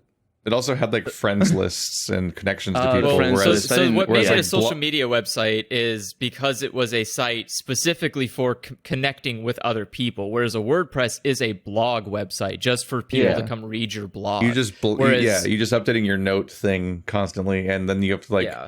contact your friends manually outside of the website and tell them like, here's the URL to my blog, and like, cool, not looking. Yeah, exactly. I thought MySpace was like that. I thought MySpace, was MySpace basically had a blog built into it, but it also had comments. It had a profile, Yeah, like people a picture could comment on your system. page, and you had It friends had- lists, and there was like some Yeah, the unified friends lists. notifications. A Yeah, friends friends list is list, what you makes could- it. Yeah.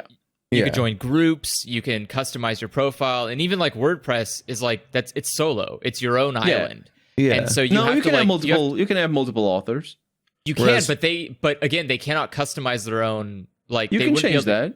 Yeah, there's a lot of freedom. But like it's what tough to Facebook make. changed about everything was that they took MySpace, and then it was then like, oh, what if everyone's posts roll on a continuous feed and you're all in one Yeah, place, that's- and then so you that's had the big the one paradigm. scrolling wall, and that pretty much was all that mattered. Yeah. I think that's the big paradigm of social media these days. Is the big But that- scrolling wall. Yeah, Well, but then infinite but then there had to scrolling be is- but then there had to be a neutral and uncharacterized location because there wasn't Yeah. anybody's place. And so because It wasn't everything MySpace. It was everything takes place everyone's inside space. of an infinite feed. Someone was just like, what if we made RSS feeds visual? And that was it. And so now you just have this relentlessly ending or Yeah, never so ending everyone fled to feed. Tumblr, which is now the most popular website where you can make a profile like that. Yeah, Tumblr's like the last place that you can Is it make still a- going? Yeah, Tumblr's still there. Tumblr's like the most social blog page. Yeah. Tumblr's like the last remnant of, hey, that thing that makes the internet really interesting is still here. Yeah, because it's like a confusing halfway point between like MySpace and Twitter. Yeah, the Because only you like downside share is each other's things and so on, and there's a feed. yeah, the downside is that Tumblr isn't profitable enough to be really like enjoyable to use. Like a lot of the watching videos on there is ass. Much like Twitter, where you watch something, or Reddit, where you click on a video and it like kind of loads and then it fails and you reload it and then it kind of gets halfway through and then it fails and you reload it and you're like, it's weird. God, this is just so hard. When MySpace had like 15 songs playing on repeat. How did this get so hard? Yeah, I don't understand why they have so much trouble. I think it's the servers. They just get overloaded with video. No, it's people are cheap. Because the thing Yeah, is that they don't have good enough servers. I mean, social media isn't a profitable venture. It's never a good. No one should make a social media site because it's a stupid waste of money. Yes. You can kind of I mean, make your you money should back make if you one get, if somebody pays you to do it. That's how you should make it. So the only way you can make money with social media is if you have Facebook level amount of users, because then you do what Facebook does: either sell the information that those users generate in the groups that they like, the pictures they upload, the things that they say, and the ads that you can cater to them, or you turn to Twitter, and Twitter isn't profitable, but their business model is that eventually people will run into ads in the feed, and those ads can be clicked on and thus generate revenue for a business.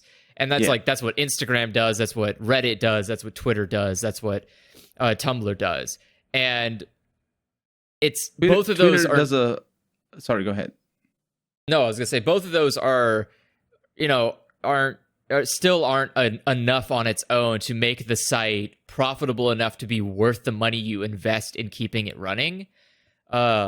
And so that's why you have other lucrative ventures. Like that's why Facebook does more than just Facebook. That's why they have like Oculus, and that's why they have Instagram. That's why they have WeChat and shit. Is because you can make money in other places a lot easier.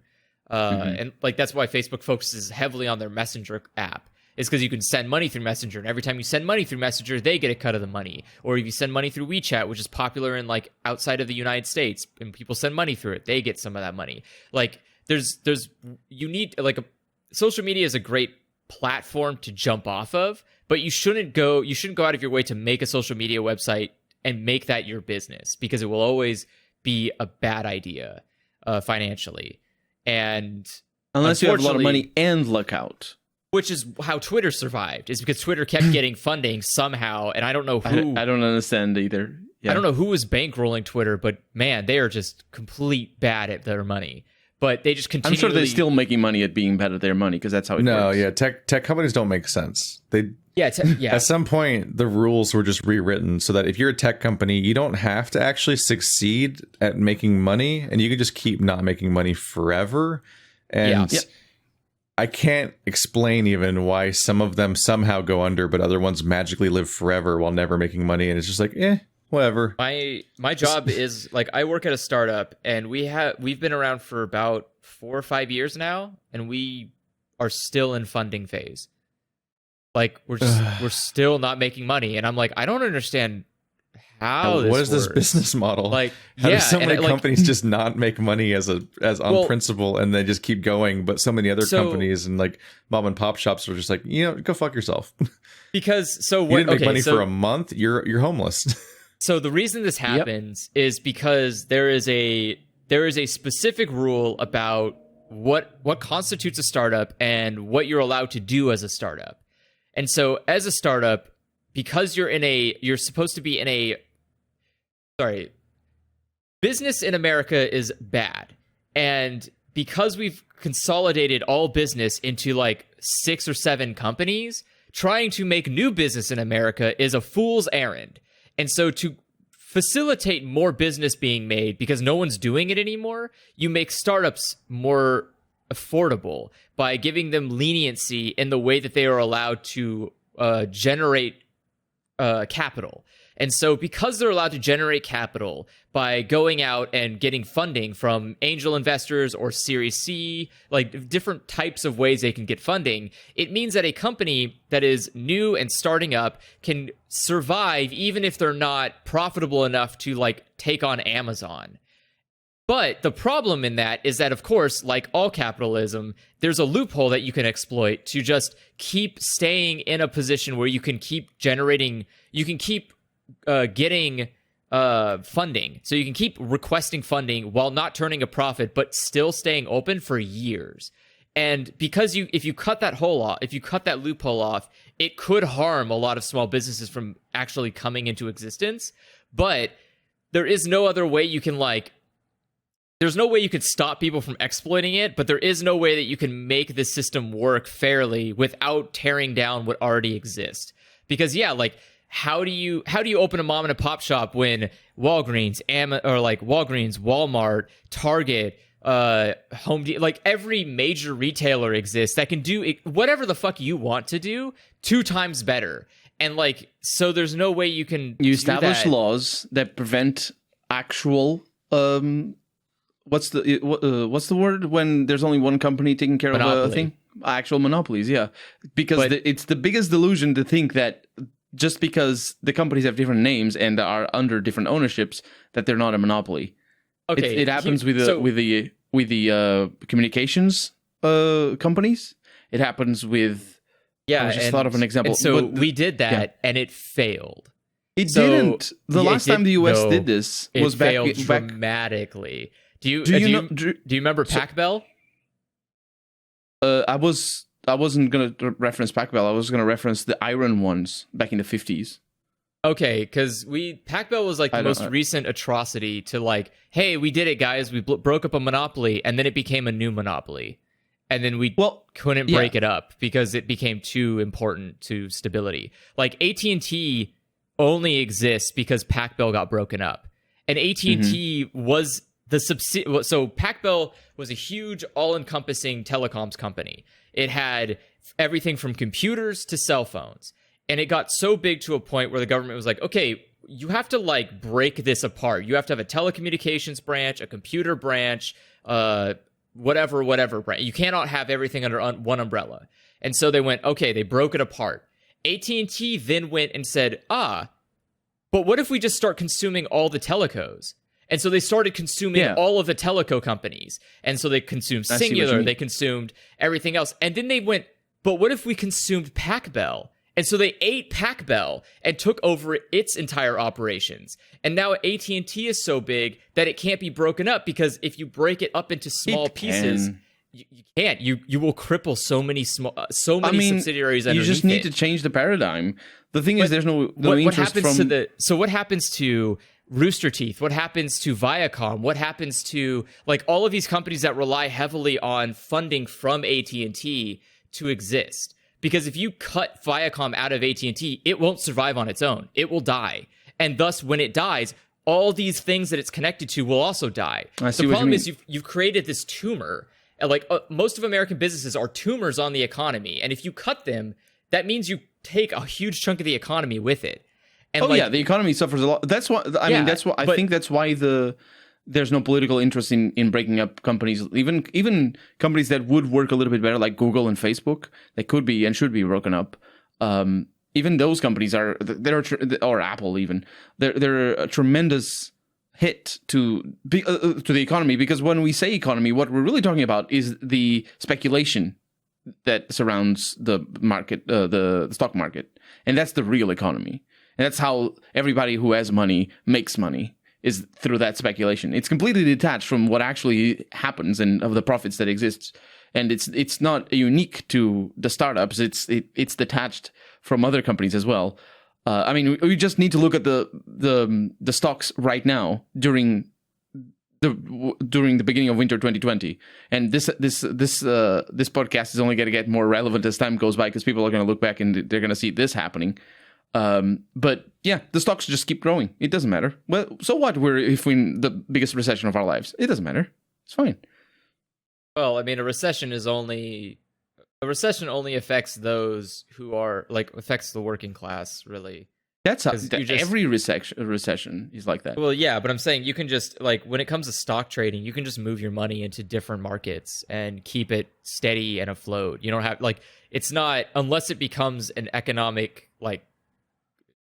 But the thing is, what happened with the stock market is that it used to be that, yes, you could move your money from this company or to that company as they failed, and certainly in the overall picture, they just kept growing, even though some companies failed. But we're not at that level. We're just beyond. It doesn't matter the actual reality, the actual predictions. It doesn't matter if the predictions are there, or if they're not, if they're real or if they're not. We're just because people are spending money on the companies, then they are worth money, and people will continue spending money. That's just what's called speculation. They're the term itself. I'm not an economist, so I don't know the details. But the term itself, as far as I understand, it comes from the speculation in the originally comes from the speculation in real estate, where what you're investing isn't the value of the land, but rather the value of the money you're going to be able to make out of that land. And that's why real estate speculation is so prevalent today, but also why it's so much of a problem is because it's very easy for you to know that that land is very valuable in the long term, so you're going to pay a lot of money because you're going to get it back in the long term. But that happens with companies as well. That happens if you spend money on Tesla. And just look at Tesla and how much they're growing. It's just that they're growing in stocks, mind you. They're not necessarily growing as a company. Tesla is a good example for that, I feel. Yeah, unfortunately, I don't know enough about. Yeah, I don't know enough about either. About economics to tell you how to fix the problem. I can just tell you that it's too late to fix. Like much like climate change, it's too late now. You've already fucked it. The problem is like figuring out what's going to replace it. There's not like there is no like, oh, we can do it, guys. We'll go back to before times. No, it's gone. You just need to figure out what will replace it when it dies. And like that's the problem. I don't think climate change is gone. Like it might be impossible to stop, but it isn't impossible. The thing is, there's two different types of impossibility. There's the impossibility of I don't know. I'm never gonna be a 1 million subscriber YouTuber. That's impossible. But there's also the impossibility of, or the possibility of maybe I could be. Like if everybody subscribed to me, I could be a 1 million subscriber YouTube. It's not an impossibility. And it's the same with climate change. I'm equating climate change to my YouTube channel.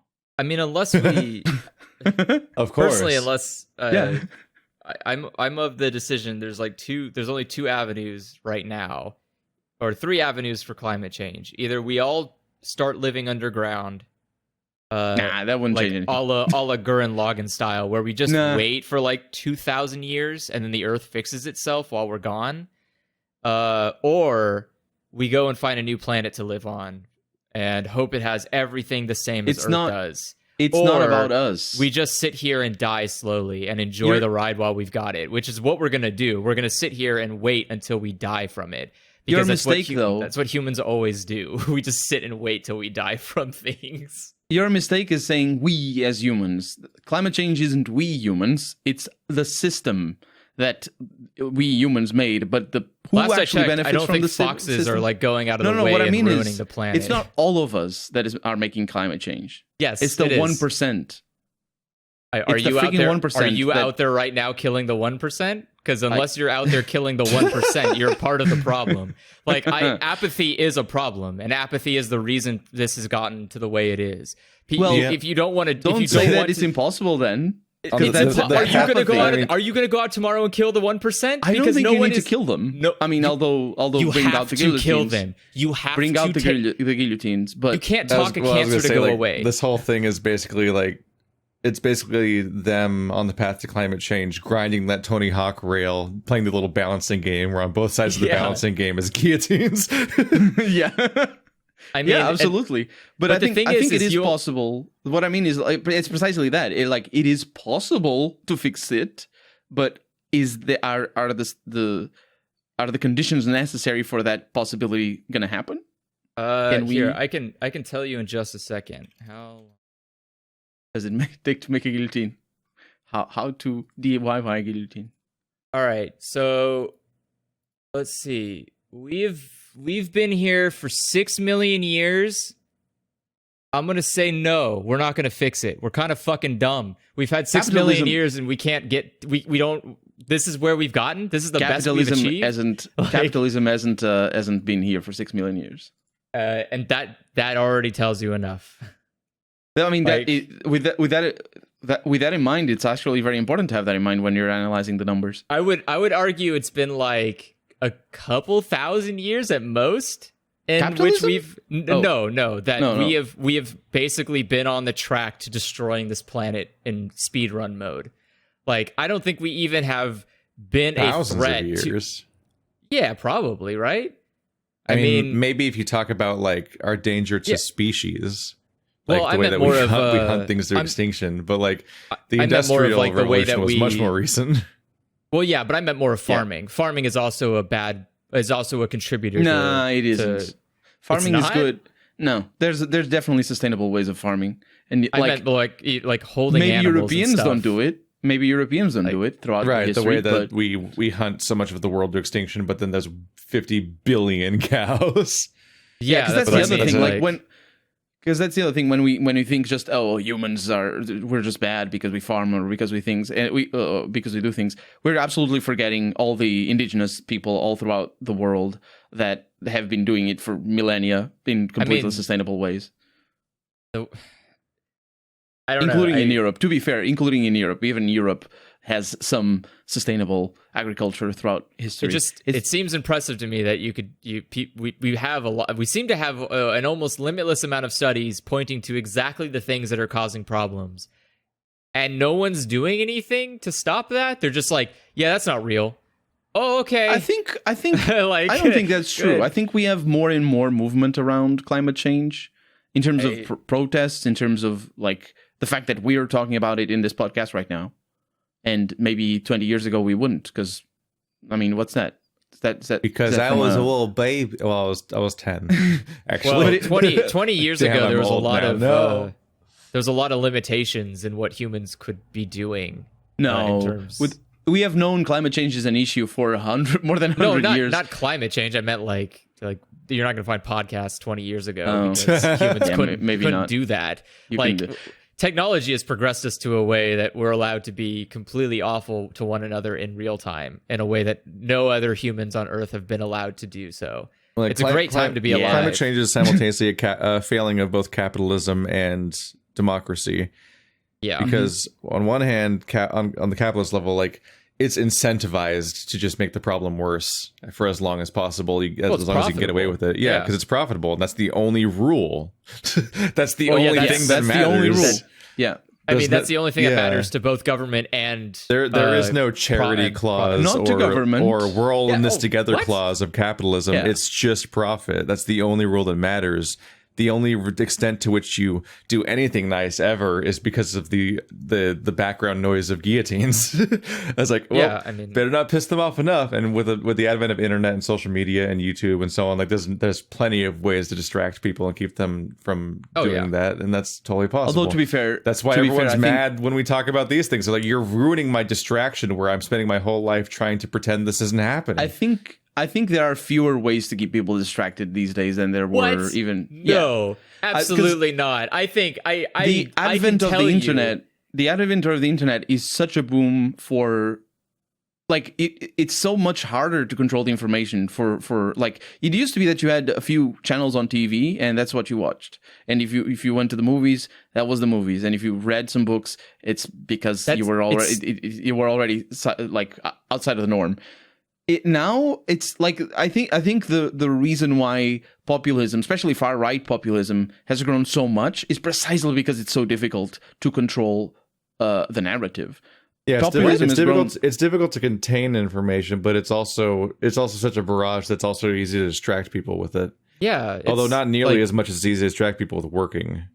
I mean, the only reason that it's right wing it's super noticeable that like we keep having atrocities happening all the time every year, but this year specifically there was massive protests. It's like, oh, the one where everyone just lost their jobs, like the year where everyone just lost their jobs to the virus is the year where everyone's suddenly available to protest. It's like, oh yeah, because the distraction of working all the time was like the gradient shifted of how many people were so busy working all the time that they can't ever get away to actually care about things. Yeah, it's not possible to have far right wing propaganda unless there's enough distractions to make it possible. Like a normal non busy person Also, could easily creepy, look and go, shitty wait a breeding second. pits like 4chan. Yeah, like how do you look at policies and go like, yeah, these look exactly the things that are going to punish me. I love it. Keep doing it. Like, what? No one looks and goes like, yeah, you know what? Me as a minimum wage worker want to keep minimum wage low forever. Good idea. I'm going to vote for that.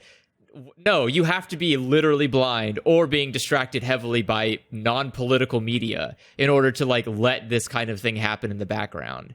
I think there's a lot of self-hate in a lot of communities that also fuels self-destructive. I mean, some of it's deserving.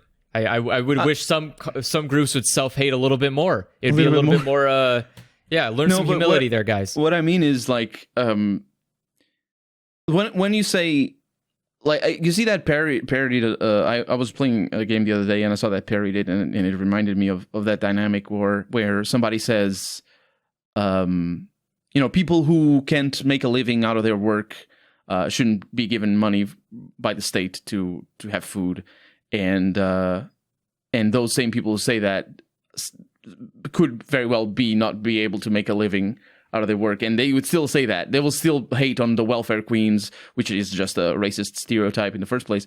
But I'm special and different somehow in my predicament. No, it's just that, it's self-hating. It's just they ignore part of their reality to just sort of allow themselves to say the hateful things that they feel. It's also just a unrealistic belief that anything that they do to affect the goal that they seek, which is to be wealthy, at least in the US, the whole point is to like be wealthy. That's the game. That's the American dream. Yeah, and if you're not succeeding, then you're failing. And so if you do anything to affect those that are succeeding, it is not viewed favorably by the people who are failing because they think they're going to get there someday. And spoiler alert, unless you're making $150,000 right now, you're failing. You're an absolute fucking unit of a failure. In fact, if you died right now, it would only benefit the country. So, or we can change. I think you're having a. That is absolutely I think your perspective on economics is a little bit skewed. We could turn it around, and and the reason I say that is because the people in the back of the bus here are not great. They're useless. They're just sucking money away from the. You're forgetting that the reason Like, why the capitalist queens actually suck the money away is that there's so many people working. And that's the part of the reason. No, they would make more money if there were less people. They would replace them with robots, and then they wouldn't have to pay anybody. Think of why.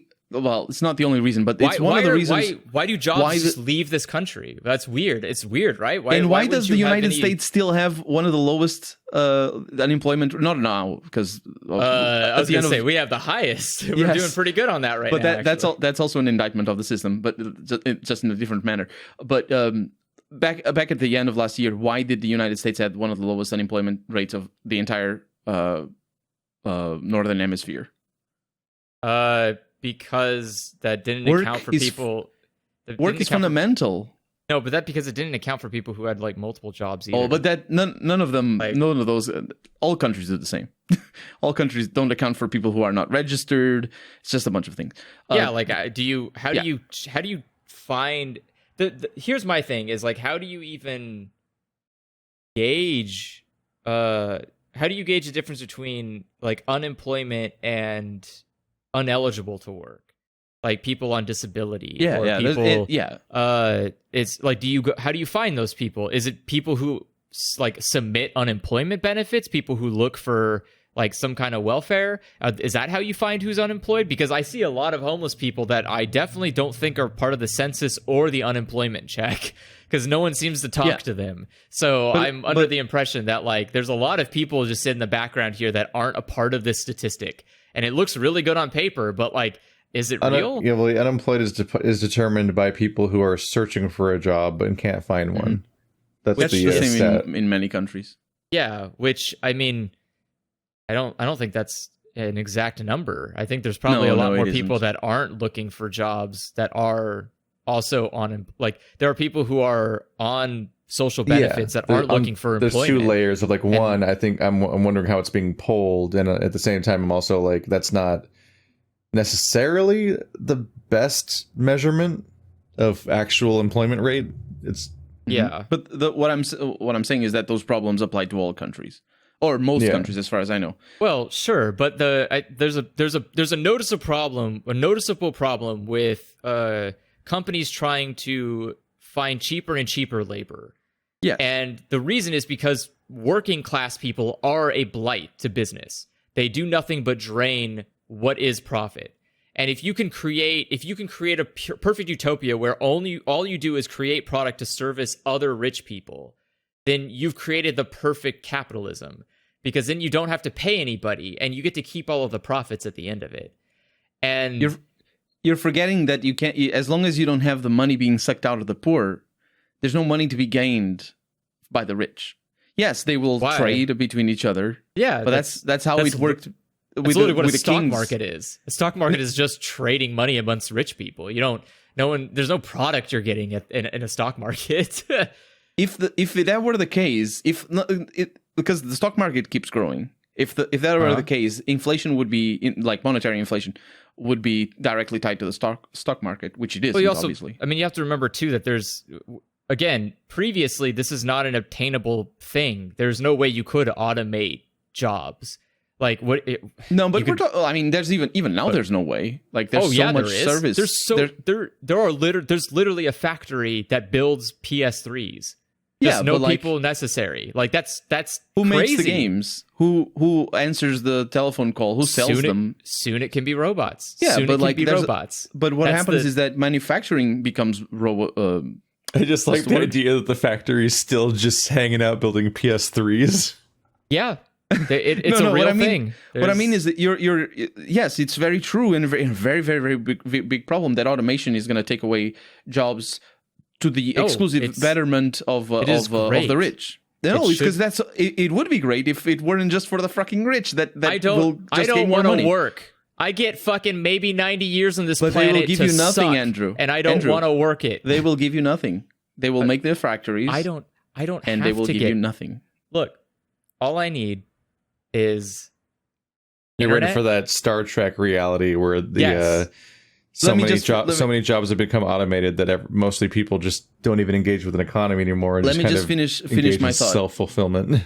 I would love that. I think that attitude is because you're forgetting that what happens when automation exists, and this has happened since the beginning of the Industrial Revolution, is that more and more jobs start becoming service based, and it's called the tertiary industry. It's like there's like these old school ways of looking at the economy, and there's like primary, secondary, and tertiary.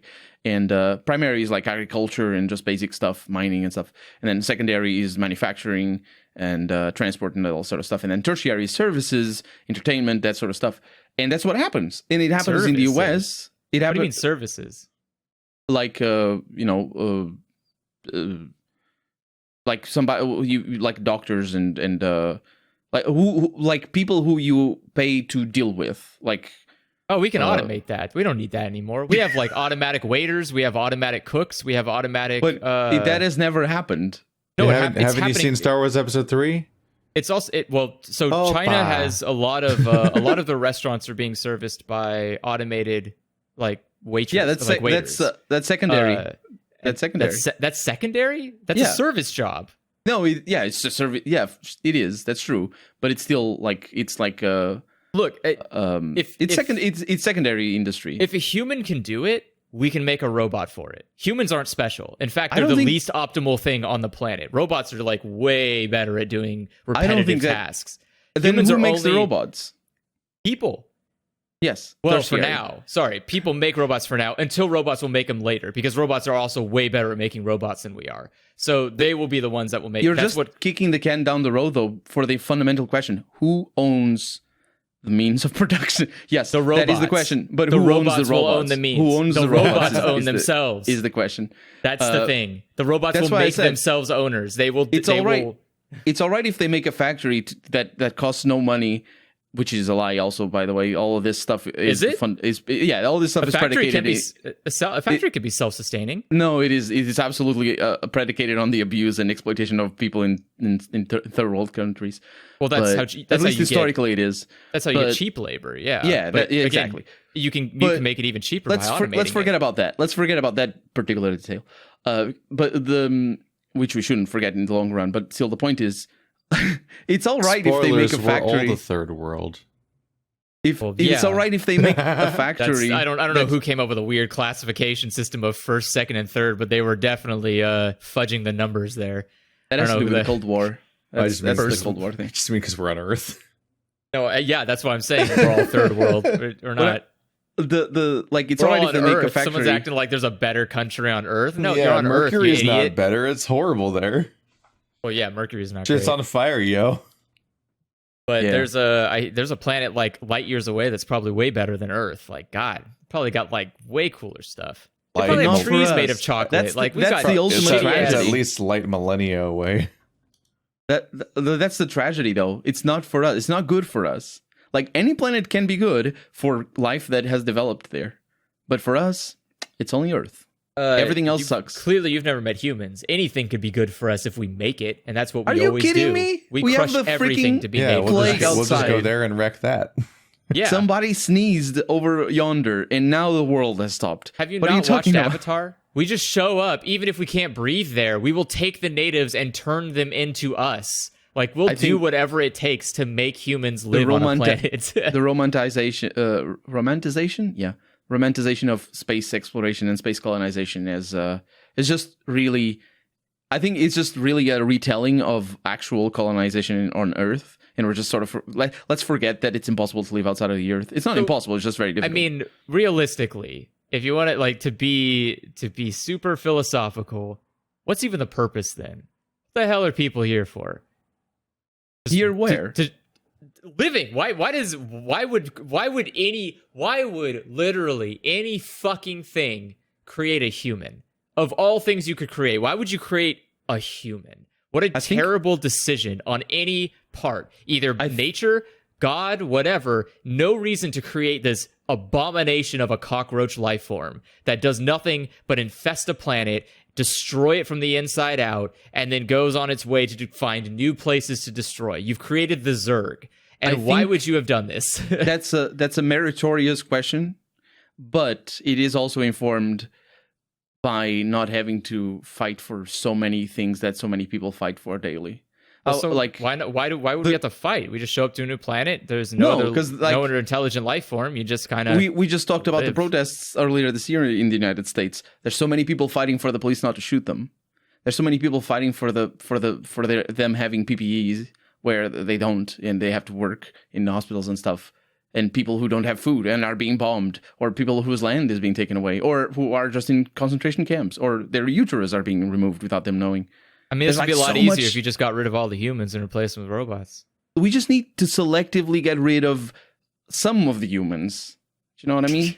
It's the guillotines, abolish eyes, and then go on. This is like one of those things of like, well, if you just teach everybody, yeah, but there's always going to be bad people, but you could always just remove the bad problem, which is the bad problem.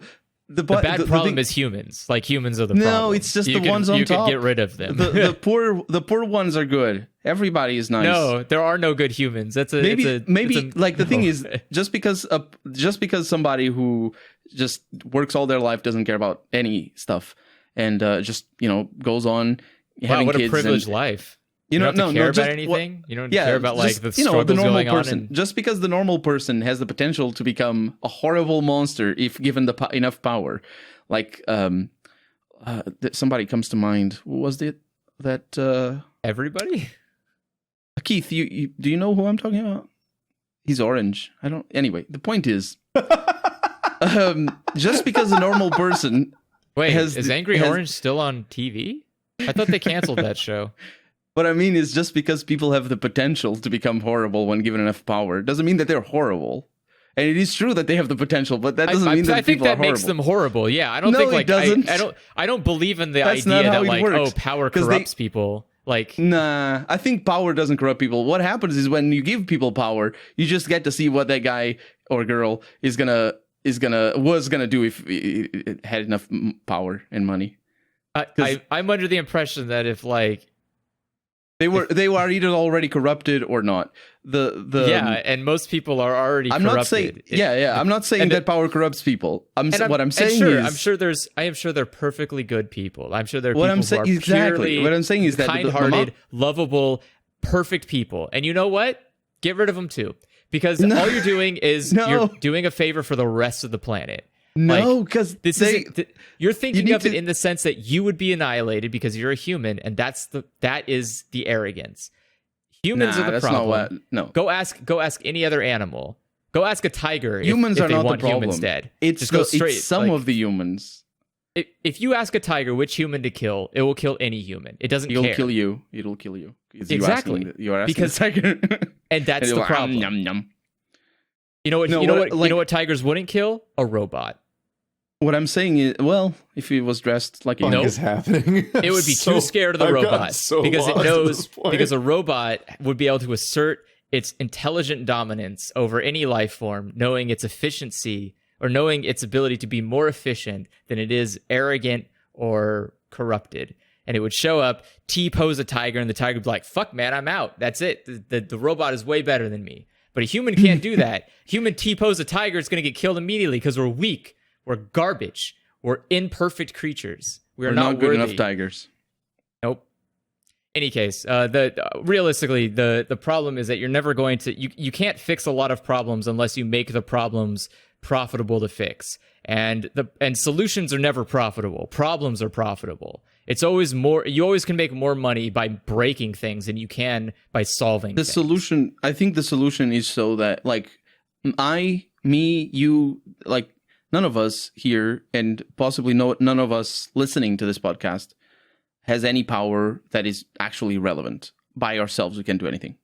Like we can think all we like. I don't think anybody has that power, really. Yeah, it all takes collaboration. It's just a different type. But I think the first step towards collaboration is rooted in having these discussions and having understandings like this. And I think it is defeatist to think we're never going to be able to do anything. That's not the issue. Whether our hope is founded on anything value or on anything like real or on just us being hopeful or not hopeful, that doesn't really matter. What matters at the end of the day is that we understand the situation and that we talk to other people about the situations that we're in, and that other people understand that as well. And maybe they don't think like we do, or they have a different perspective. Because that's also the thing. Like we're talking about this like for an hour or however long.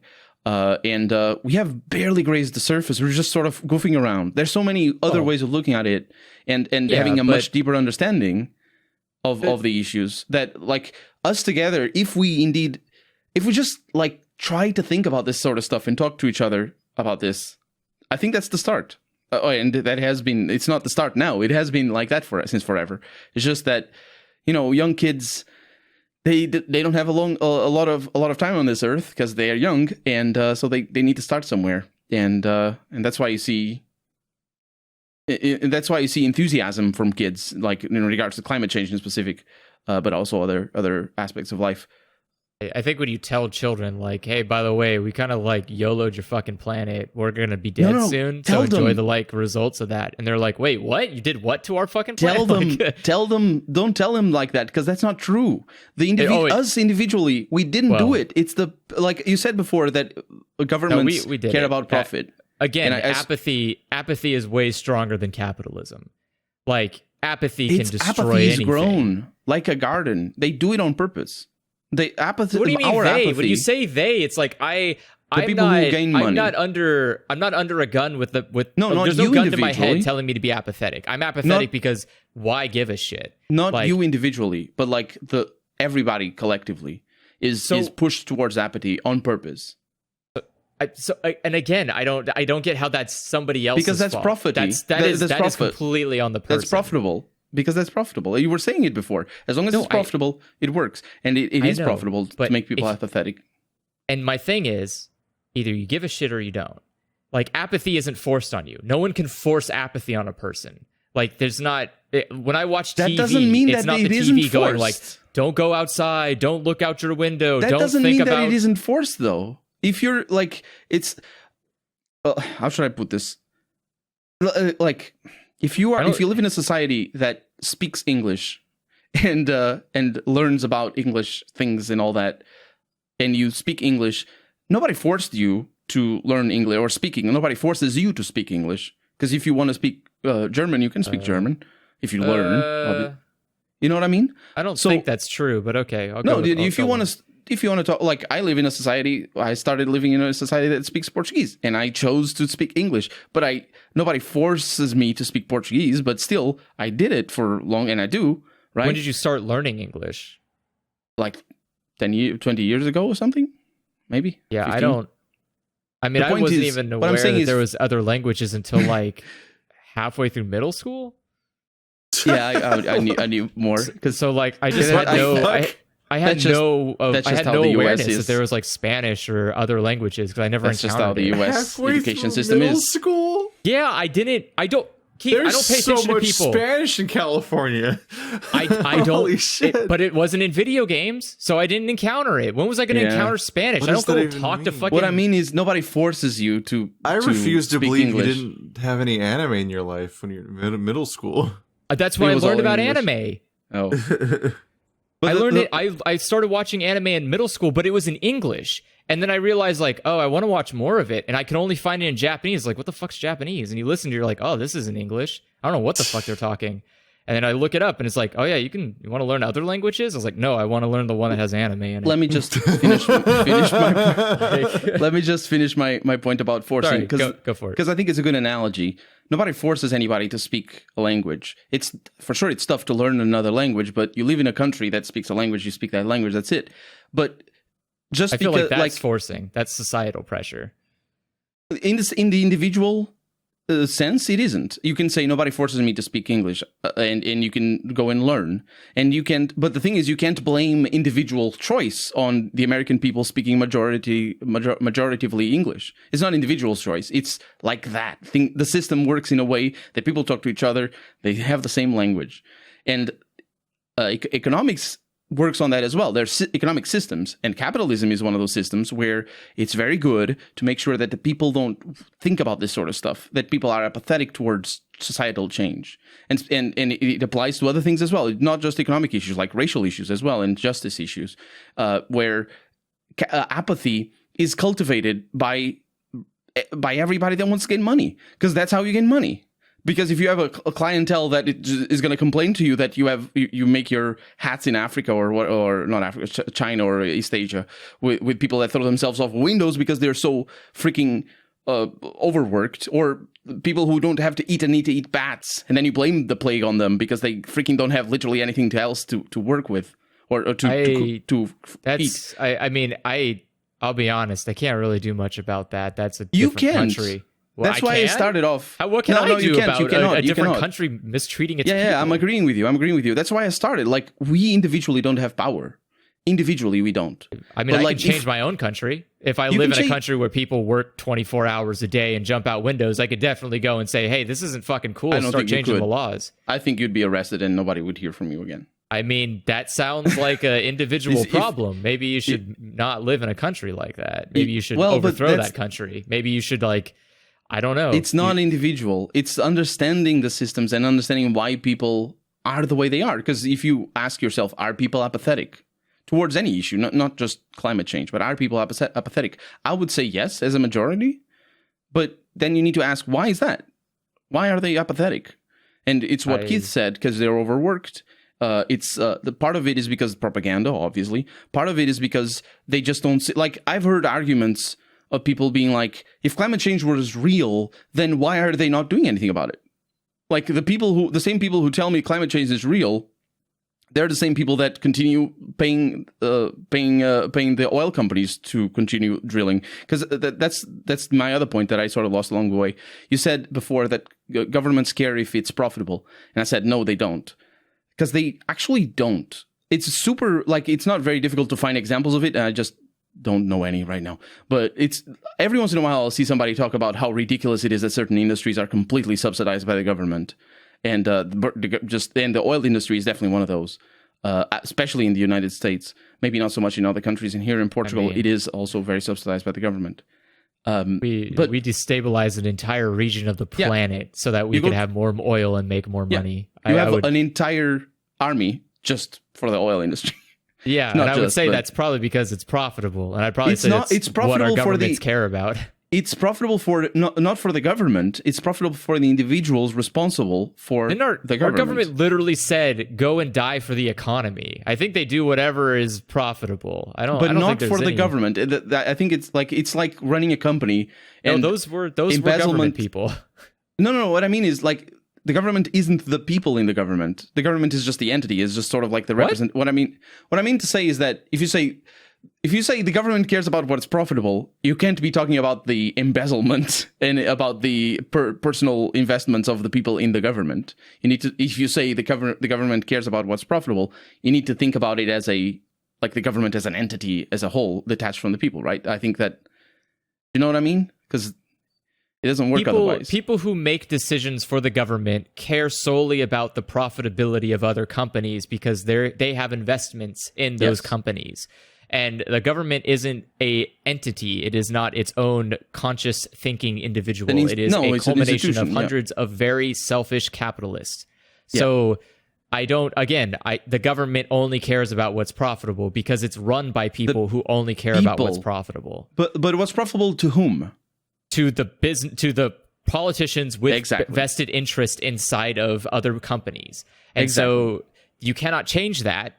So don't say that what's profitable in stop there, because it's important to say who actually gets the profit. Because if you just say I think that's a lot of people assume that the governments do care about getting money and making money and not running a deficit and not having debt and all that sort of stuff. I mean, and that's not the having case. a country means you have an economy, and if you have no economy, you no, have but no economy country. the economy happens as a consequence of how you run the government, not as what comes before. You know what I mean? Like if your government runs a deficit, it doesn't mean that the economy is going to be bad.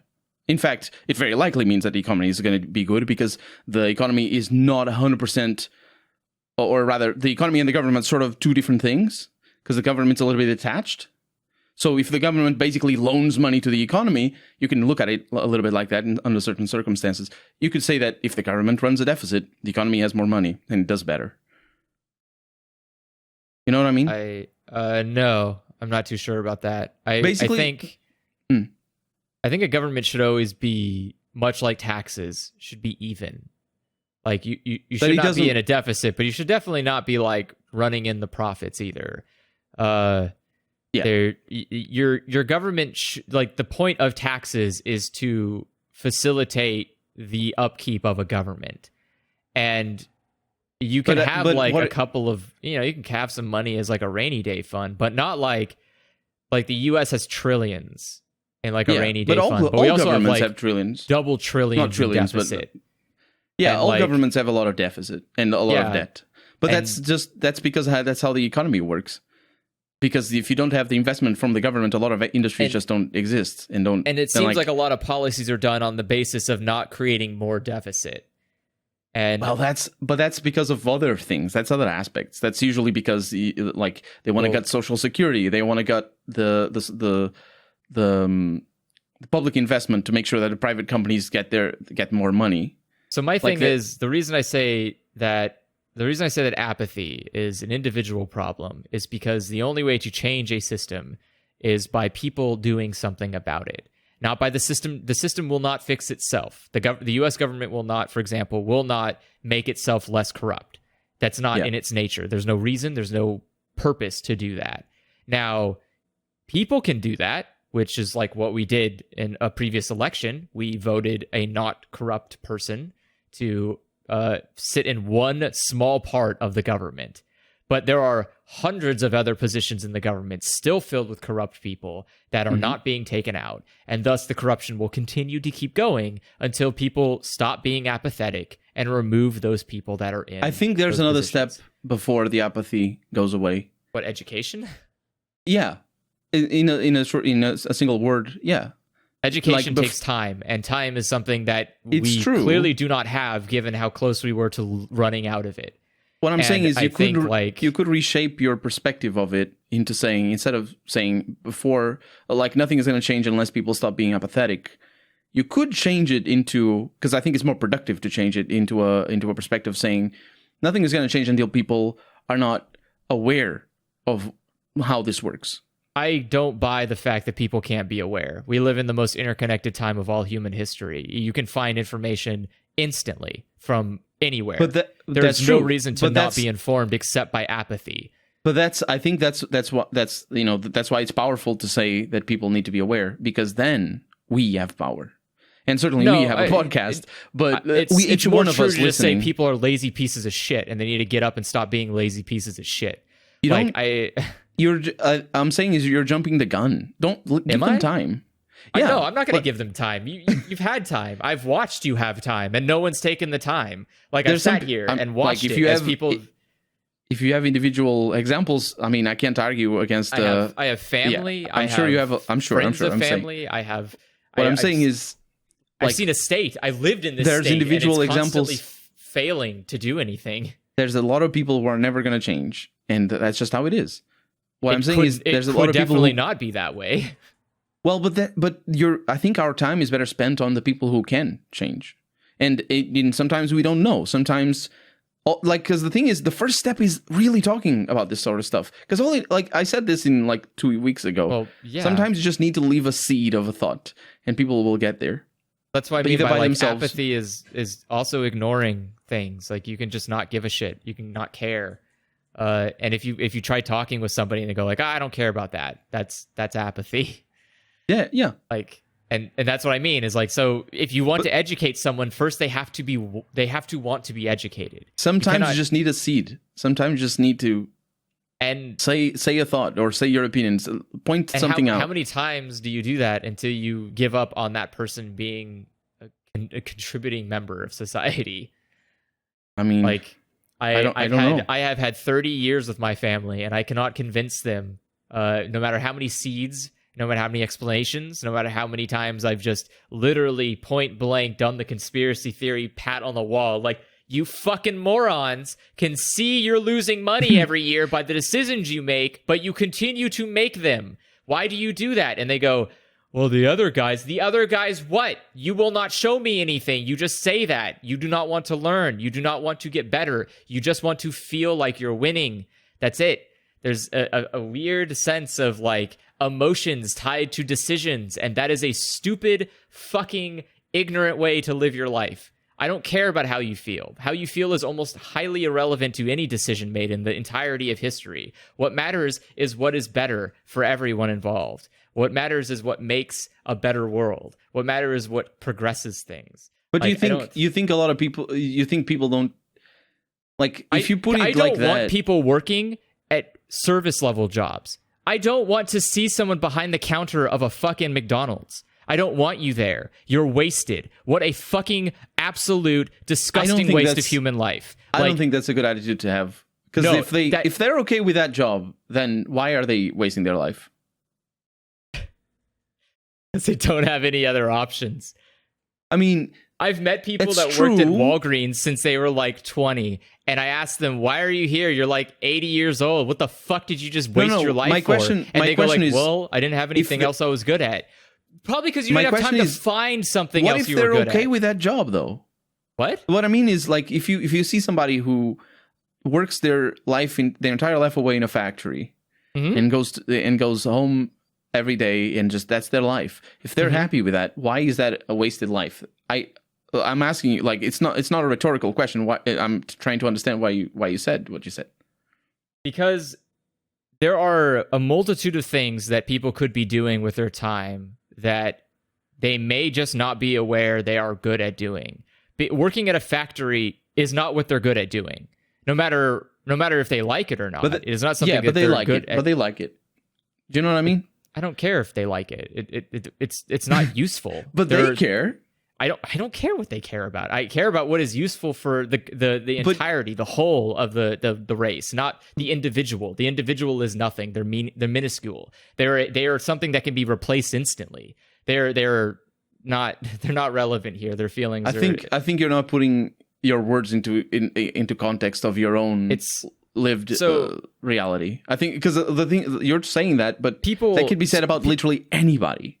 So people can have the world can be a more enjoyable and pleasant place the less selfish people are. So for example, a person who likes to go to a factory every day and work at a factory is baffling and confusing.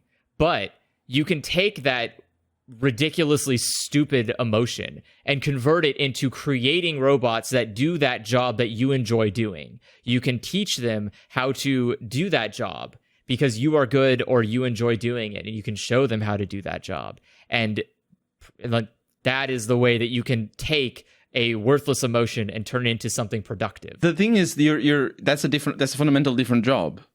Like, that's not what they like doing. If they make chairs or if they make tables. If they like making tables, they can explain why they like making tables to someone who will then automate that job for them. They don't like making robots, or they don't like teaching. Because the thing, what I'm saying is, well, they don't have to like teaching. They just, if they like doing their job, they just need to show somebody who's going to make a robot to replace them how to do that job efficiently. Because they like it so much, they can show them all the ins and outs, right? And then once they're done, you can get rid of them, and now you replace them with a robot. And The thing is, I think what you're saying can be applied to anybody, literally any job. Yes. It's not even any job. It's any activity. No, not any activity. Okay, give me an example. I mean, most creative things are hard to automate because they. Well, that doesn't mean they can't be automated. And that doesn't mean they're not profitable to somebody else, and you're not just a cog in the machine. Automated. It's just that there isn't much incentive. There's not really much reason to, because you won't get what you want out of automating creative ventures. But are you not? Sorry, go ahead. No, I was gonna say because a lot of the thing is that people are more drawn to, when it comes to creative stuff, people are more drawn to things that are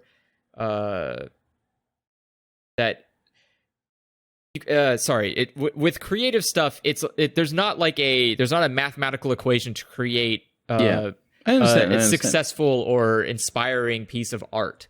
Like it's something that just happens. Yeah, whereas, I was just saying that the argument itself can be used, but there's other caveats. Yeah, but creating a chair, a hamburger, creating but aren't life, you, all of even these as a creator, are easy? The thing, it's not easy. It's very difficult. What? There's a lot of jobs that are very difficult. Then at the end of the day, it doesn't really matter because the people are good at it. They have an easy time with it, whatever the job is. Even if it's difficult for somebody else, it's easy. And again, that's fine. You can have a person sitting in a factory and working until they die. But what I think you're hanging on to is that that person is a cog in a machine, that they're disposable, and the people up top don't care about them. But I think that happens to everybody. It can if you work at a job that is just a cog in a machine, which is why I would rather just replace the cog with an actual machine. But it happens to us as well, who are on YouTube. Sure.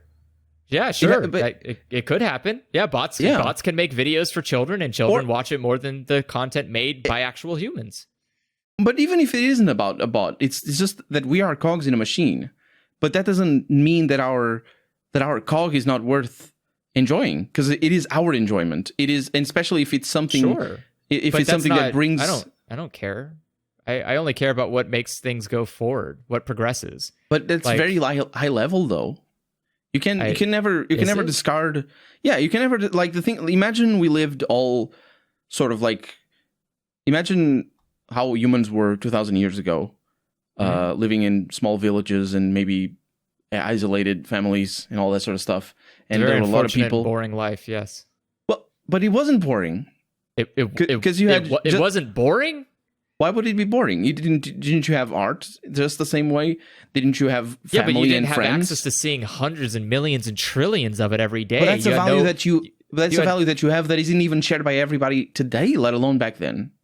Seems incredibly boring. You just do the same thing. I'm not saying that you don't find it boring. Like, I'm just saying that the people didn't necessarily find it boring. Like, there's bored people at any moment in time, and it doesn't have to do with technology. It has to do with just their lives. So art, the only art you would see in a small village is like the art in your small village, unless you leave your small village to go to a different village to go look at their art. Which, if you did so, you're putting yourself at risk, because there's, like, someone could rob you on the way. There's somebody who could, you could die of disease, and you're not going to get a doctor in time. So many possibilities. Yeah, what a shitty life. I want to live that. Right now, I could sit on this computer while we're talking, recording a podcast that will be sent to people. I can look up hundreds of different art. I'm not saying you want to live there. I'm saying the people who lived back then have the same attitude towards their daily life as any person who lives right now has the same attitude towards their daily life. Because what matters to us... Sorry? I'm sorry for their loss. Well, but that happens to anybody. Like, imagine somebody who just doesn't care about this sort of conversation. For us, it's enjoyable, but some people they would check out. If you would talk to them about this, they check out. But maybe if you just give them, hey, do you want to make a puzzle? And they make a puzzle with you for the whole afternoon. Or maybe they want to, I don't know, sing or paint or ride a motorcycle. Like, there's so many different... What I'm trying to say is that being passionate about something shouldn't blind you to the passion of others. And it's very easy for us to be passionate about how amazing it is to discover human intellect throughout history. Me as having a background in history, I certainly feel that, and that's part of why I went into history. But it's very easy for us to be marveled at finding a human intellect, and that's in art, that's in other opinions, that's in discussions, all that. But there's also a lot of passion for just, making a nice chair, or playing the guitar, or acting, or singing very well, or having kids, or having a garden. There's or driving a car. There's people have such different priorities that I don't think it's. So what if we were in a place where you could just do that? What if you could just do the thing that you wanted to do, that you enjoy doing? Obviously within the constraints of like not impeding other people's enjoyment. But like, if you enjoy making a chair, what if you could live in a society where you could just make a fucking chair all day, every day, 9 to 5, make a chair? Like, you could just do that. Wouldn't that be great? Yeah. That's called that the system doesn't allow for that, though. I mean, maybe because you making need the to chair stop caring about other people's individual and get to a point where everything is at a point where we progress to far enough of a level where people can just do whatever the hell they want all day, every day, and it doesn't impact or change the world. Like, you need to get to a point where the world is so self-sustainable that people can just be selfish and do their little thing and be apathetic and enjoy their stupid garbage chair making, and it doesn't impede. We have a lot to work before we even start going there, though. I agree. It's what I said. The first step is to stop listening to people having feelings about stuff and move towards a future. We need to stop people killing each other. We need to stop people gaining money from people killing each other. But why do people do that? Because of the money. Because of the profit. It's the reason why the police probably money hunts down and mental illness and unemployment and societal pressures and a lot of this stuff that could be just replaced by not obligating people to work in shitty jobs every fucking day to make ends meet so they can survive in what amounts to like the shittiest fucking roguelike game I've ever seen in reality. Ask why they are obligated to work in those conditions. Because of profit. So then again, just stop caring about that. And how do you stop? The problem isn't the people who work that care about profit. It's the people who employ them that care about profit. This is what I've been saying all along. It's not about the ones below. It's the ones on top. They're the ones that make the decisions. And the ones up top aren't there. Are only there because the ones below put them there. Nah, they're there because they know how to exploit the system. They know how to make profit. Or they lucked into that as well. I'm pretty sure the person who's the mayor in my town was voted in to be the fucking mayor in my town. But he makes more money than I do, even though I'm living in an apartment that costs way too much. The owners of the banks, the owners of the companies, they're the ones on top. They're the ones making the money. And who allows them to be in that position? The people that have been elected into their positions. The people who are elected into their positions are paid by them. You know that, right? It's called campaign contributions and other things, and lobbying in general. And if you didn't have apathy, you would see that because you could look up how much candidates are generating in campaign finances, and you can go, hey, this one's only generated from grassroots efforts. This one hasn't. I'll vote for the one with grassroots efforts. Well, sometimes it's not about apathy, though. It's about, because some people will see adverts on television or on Facebook about how those people are demonic pedophiles. And that's the worst. That's the most you're going to do in research it. You're just going to go like, well, the TV told me. But you can't just go for.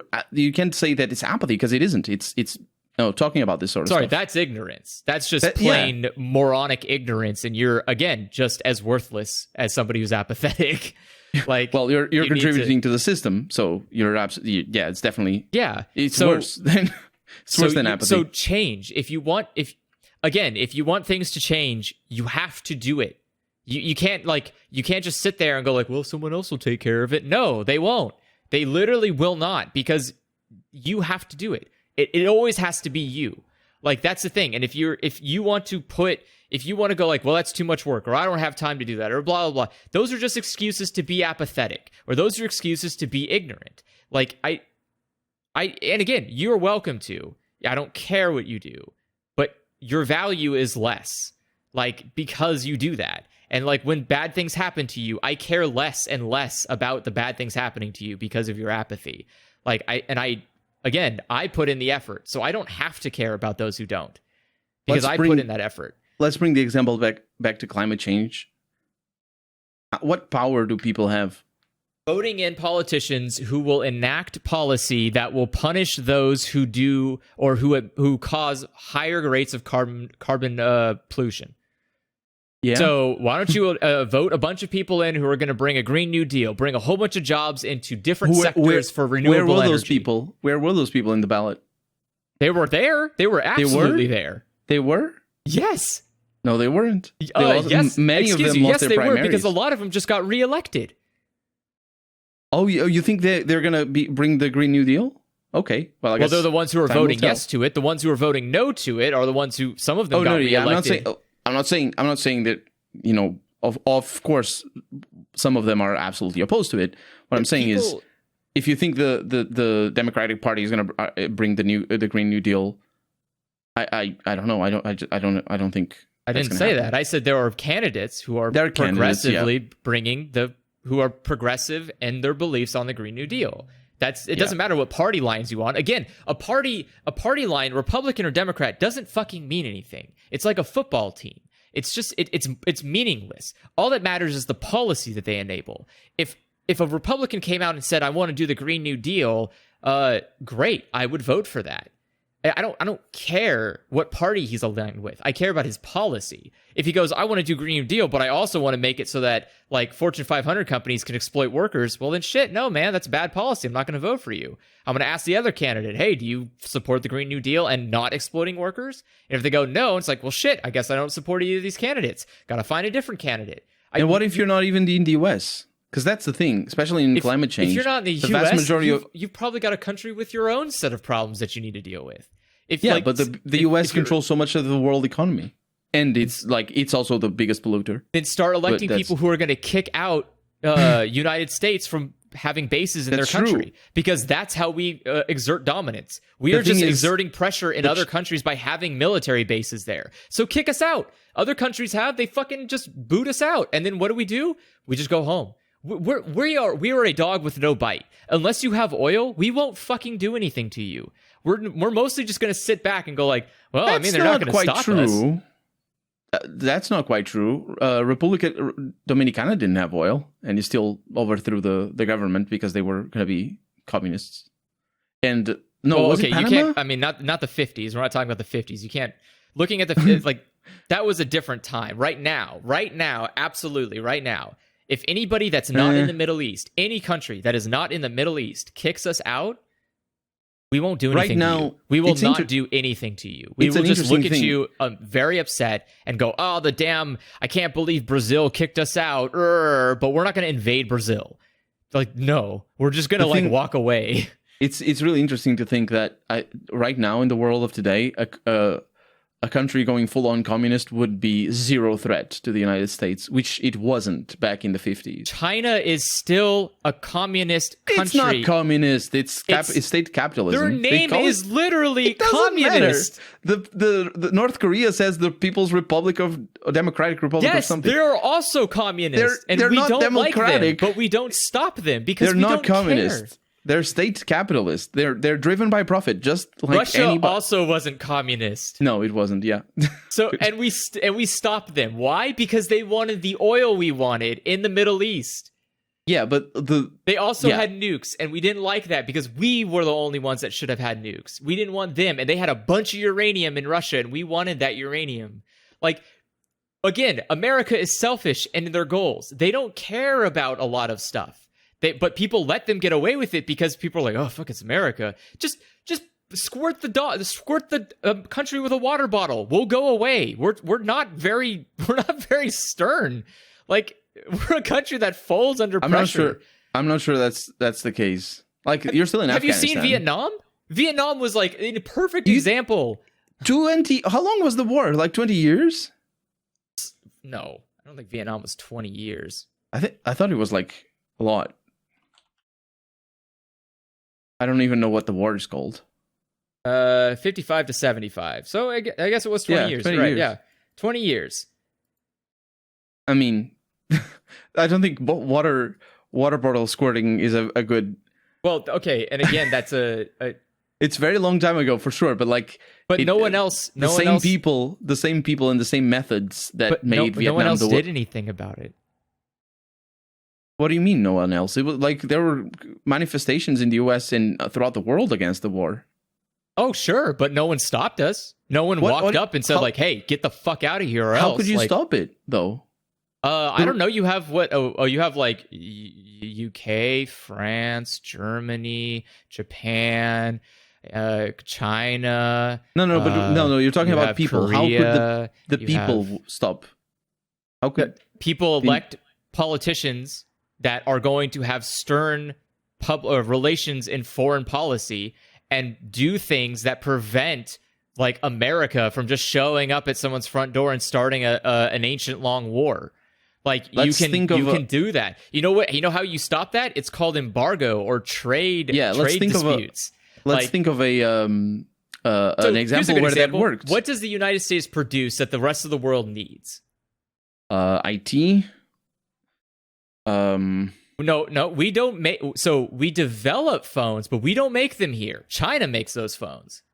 Well, but that's the thing. It's not China. So we don't make anything here that the world needs. If you guys put a trade embargo where everybody else has to charge us like $50-$100 extra to trade with us, we'd be fucked. We'd be super fucked. We would be so beyond fucked. We'd be fucked beyond fucked. Like and you could do that. The UN in China could just be like, yeah, no, fuck you. We're not going to trade within you anymore. And we'd be screwed. We'd be like, well, we got agriculture. Yeah, good luck, everyone. We've got oil and cows. Like, we're not going to get technology anymore. We're not going to get we would have a hard time restructuring our entire economy around rebuilding factories in this country. But you're forgetting, struggle with getting like rubber and minerals and iron. Like we would have such a fucking hard time. You're forgetting the problem though. Profit. Who has the money in the United States, and where would that money go? Again, that's not. But again, that's in the United States. Rich people aren't allegiant to the country. They'll leave a country that's not profitable. Exactly. Yeah. Exactly. So other countries could be like, yeah, come on over here, rich people. We're not embargoing. So what happens when you embargo the United States in a situation, in a catastrophic world-ending situation like that? What would be the result? The companies you'd probably cripple the American economy. The American people. Yeah. But not the companies. So you would make us suffer for the crimes that we've made other people suffer for. You wouldn't solve anything, though. Sure you would. You wouldn't, because the American people are not the ones responsible. It's the ones in charge. And the ones in charge would get scot-free. We elect those people. The American people actively elected Donald Trump as a president. We gave that to you on purpose. The politicians don't matter. Okay, I think we're really just repeating in loops at this point, several times. Okay. I don't know. The point I'm making is that it's every individual is important to every decision. If you're in a democratic country where you can vote on things, because I know there are some of you who can't. If you can vote like Americans can, then it is absolutely the individual's decision on who gets into positions of power and who stays in those positions of power. You can go to your family and friends and teach them about voting differently. You can also vote differently on yourself, or you can just bring a fucking guillotine to their front yard and go, if you come out of this fucking house to vote on a bad thing, I'll cut your fucking head off. There are millions of ways you can go through dealing with different choices to prevent people in power from not doing bad decisions. But it's easier to not do anything and go, oh man, it's the people above just running the puppet strings. Can't do anything about the Soros big old government things, whatever conspiracy bullshit. And then you just let this happen continually. And it I don't know. Why don't you why do we have gerrymandering in a country where we could just elect people to get rid of it? Because no one does that. I will just like to raise the counterpoint of apartheid in South Africa lasted from 1968 to 1992, I think it was. That was 35 years. And it was a much more Well, as horrible as it was, obviously, it was a much more localized thing, and it was much less impactful in the whole world. And the whole world stood together, or not the whole world, but many people around the world stood together and to boycott South Africa and to make change happen. I remember I was a kid, but I remember my dad talking about it because it was big news right around I was 6 or 5 at the time. But it worked. And Portugal had a similar situation with Timor in 2004 or 2003, because Indonesia was basically genociding the Timorese people, and they were an ex-colony of Portugal. And it was like a lot of pressure from here in Portugal, but also from people in the East, in East Asia. And like things can change, but you're painting such a rosy picture that I think ignores precedent. You know what I mean? I'm looking at it very negatively. I don't believe that things will change. I do not believe people will make change happen. People are too worthless to do that. I just believe that people have the power to make it change. If people want change to happen, they have all the power to do it, but they won't. And that's why things are as bad as they are. I don't believe that no one has more power over other people than other people. Like, yeah, like everyone's just human, and humans are not invincible. So it just requires like if you don't like something, you collaborate with other people who don't like something and overthrow that problem. And if you can't, then you just get more people. And you keep getting more people, and eventually you have more people than the people that are in power, and then you just overthrow them, which is how almost every revolution happens. Yeah, I think that was my point. Yeah, and so I mean I agree, but my stance is people we're just won't having make different that happen. Perspectives. Yeah. I don't believe it will ever happen, and you believe that it's possible. But I think a decent number of these debates that happen towards the end of the episodes are you guys agreeing on things, but then like arguing about the semantics of how to phrase it or how to look at it or something. It's more we're disagreeing on policy. We're disagreeing on the way at some point. We're disagreeing on the way to go about the change. Usually, I often don't. I don't like. I agree that change can happen. I agree that change is something that needs to happen, but I don't believe that it can happen because the people won't do it. With some of these, I'm like, oh, okay, they're having this conversation. I get where this is going. They'll tucker themselves out, and then like 90 minutes pass. I'm like, oh fuck, what have I done? Yeah, I mean, I was just sat here waiting. I'm like, no, they're never gonna. They're never gonna run out of energy. They have infinite energy. We should have talked about YouTube. You guys have this like fucking the most clean burning coal engine of all time, and it just keeps getting shoveled. And I'm like, oh fuck, this could go on for 5 hours. I genuinely thought like I could have just left and cooked dinner, and come back and eaten it, and I would have finished before you guys ever ran out of energy to keep going. Possibly, but we need your counterpoint, Keith. I didn't really have any strong counterpoint or like a side to take here. Especially since I could kind of tell that you guys were basically agreeing anyway, but having really fine disagreements about really almost difficult to express nuances about what was even the difference. And some of it as I'm just too used to Andrew. Which sounds mean, but like I've just known Andrew for so long, and I know the conversation patterns, and so there's specific avenues that I know not to encourage. Because it'll be like, okay, yeah, I know where that'll go, and it'll go for a long time. It would just be so much easier. But you're new. I'm new. I don't know the traps. You're young. You haven't been worn down. So you're like, oh yeah, I'll debate Andrew about the state of the world for like 2 hours. I'm like, oh no. All that matters is like I'll always remember the time that we watched Tokyo Godfathers, and then Joe and I ended up arguing with Andrew about whether or not existence is real or something for like 2 hours. It felt like, and no matter how backed into a corner Andrew got, it was just an infinite conversation, and we were never going to go anywhere, and we were definitely starting to just loop at some point. And I'm like, oh no! Can I know what Andrew took? What side Andrew took in that existence is real argument?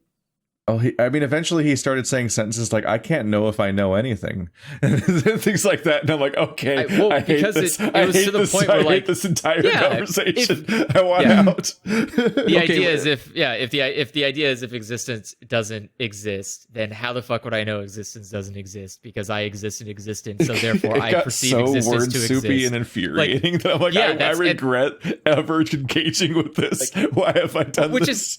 There's like stuff I just don't think about because it's not worth the time. I would just get into, it's like Pinky and the Brain style where like Pinky just says a stupid shit. Like if I was an ostrich, how would I use the bathroom? Would I bend my legs front or backwards? Andrew, like, one of these days, what kind of question is that? Like, who gives a shit? Just move on with life. Like, one of these days, you and me should do a solo podcast. I say solo, but without Keith because he's gonna just boil. If we talk about this, we should talk about this. If you guys want to have a second weekly podcast on your own, be my guest. My only fucking thing is, you've got the time. If you can, just elect people to make MySpace again. That's all I fucking care about. Just make another MySpace. God damn. Like, I just hate how social media looks. Make it beautiful again. Fuck, man. HTML it's not beautiful. It's ugly. HTML has expanded so much in like 5 years, and no one has done anything with. Yes, it had bullshit. You can embed videos now inside of HTML. That's a. You could always do that. No. I've been doing that for 15 years. No, you could not. You had to use JavaScript prior. Do not lie. JavaScript is HTML. No, what? No, JavaScript is its own language outside of HTML, and you had to use JavaScript. You had to use a JavaScript plugin to add video to HTML. Now, HTML5 or HTML6 has native video. HTML5 already had that. Okay, yeah, but HTML5 again is only 5 years old. MySpace was like 10 years old. Is that why it's called HTML5? This is too technical, but it isn't. It's older. HTML5 is like from the 19. Next year does it become HTML6? No, HTML5 is not from the 1990s. No, I'm sorry. It's from 2007 or something like that.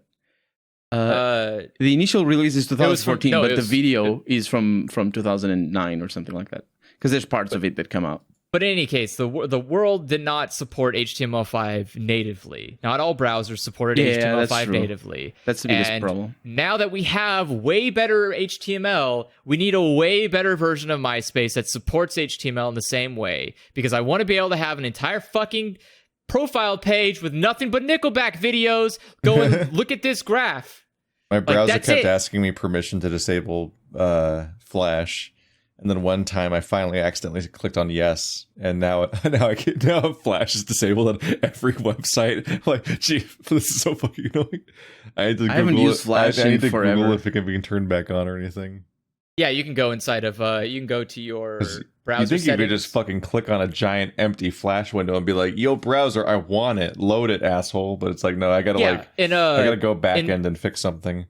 No, if you go on a web page that has Flash and it's not loading, at the address bar on the far left of the or not far left, but right to the left of the address bar, there's like a little lock symbol. If you click that, it gives you the option for site permissions. And in that site permissions, you can say, "Oh, I want to allow Adobe Flash." That's how you can do that. People who made it 3 hours into this podcast. I think they stopped using that. I haven't used Flash. Like Vivaldi doesn't support Flash.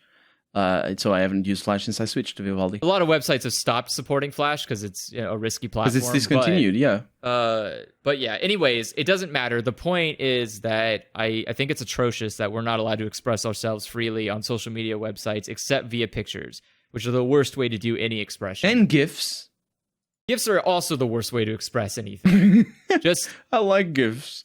Because a lot of the best memes are always when my favorite on Twitter is when someone's like, "Oh, I can't figure out how to fit these two into my profile header," and then they make a tweet like, "Oh, I figured it out," and you have to go to their profile to figure out how they changed their header, and then that's great. It's personable. You go there and you're like, "Oh man," and if it's funny enough, you would click follow, and it encourages people to go and view people's profiles. And that's what you should be doing all along, because social media isn't about a senseless void. It's about the connections of those people in the senseless void. And you should be going to people's profiles and connecting with them there and seeing their updates personally like you would check the news. But you don't. You look at an endless feed, and it's inhuman and devoid of feeling and emotion. And I hate it, and I miss MySpace. I just want to go back to the days. How the hell do we wind up like this? Exactly. I think that's a good point to end Call the back to the same Nickelback podcast. song, but it was the theme of the episode. Plot twist. Yeah, fair enough. All right. Send your questions into Dialog Choices Podcast. Dialog. Fuck. That's not how it is. Let me open it. Dialog Choices. Yeah, It's it is the- Dialog Choices Podcast at gmail.com. I had to remember if it was questions or not, but it's Dialog Choices Podcast. And send in questions, and I can use them to bat them away when they start going on a 90-minute debate. Or so you think. Send your debate questions to. I might try to moderate more proactively in the future. I don't know. We'll see how people like this episode. Well, I guess I like mean, the part you where said they argued about the state of the world for a long time. It's relatable because I'm in the state of the world for a Oh, long no. time. yeah. All right. See you guys next time. Bye.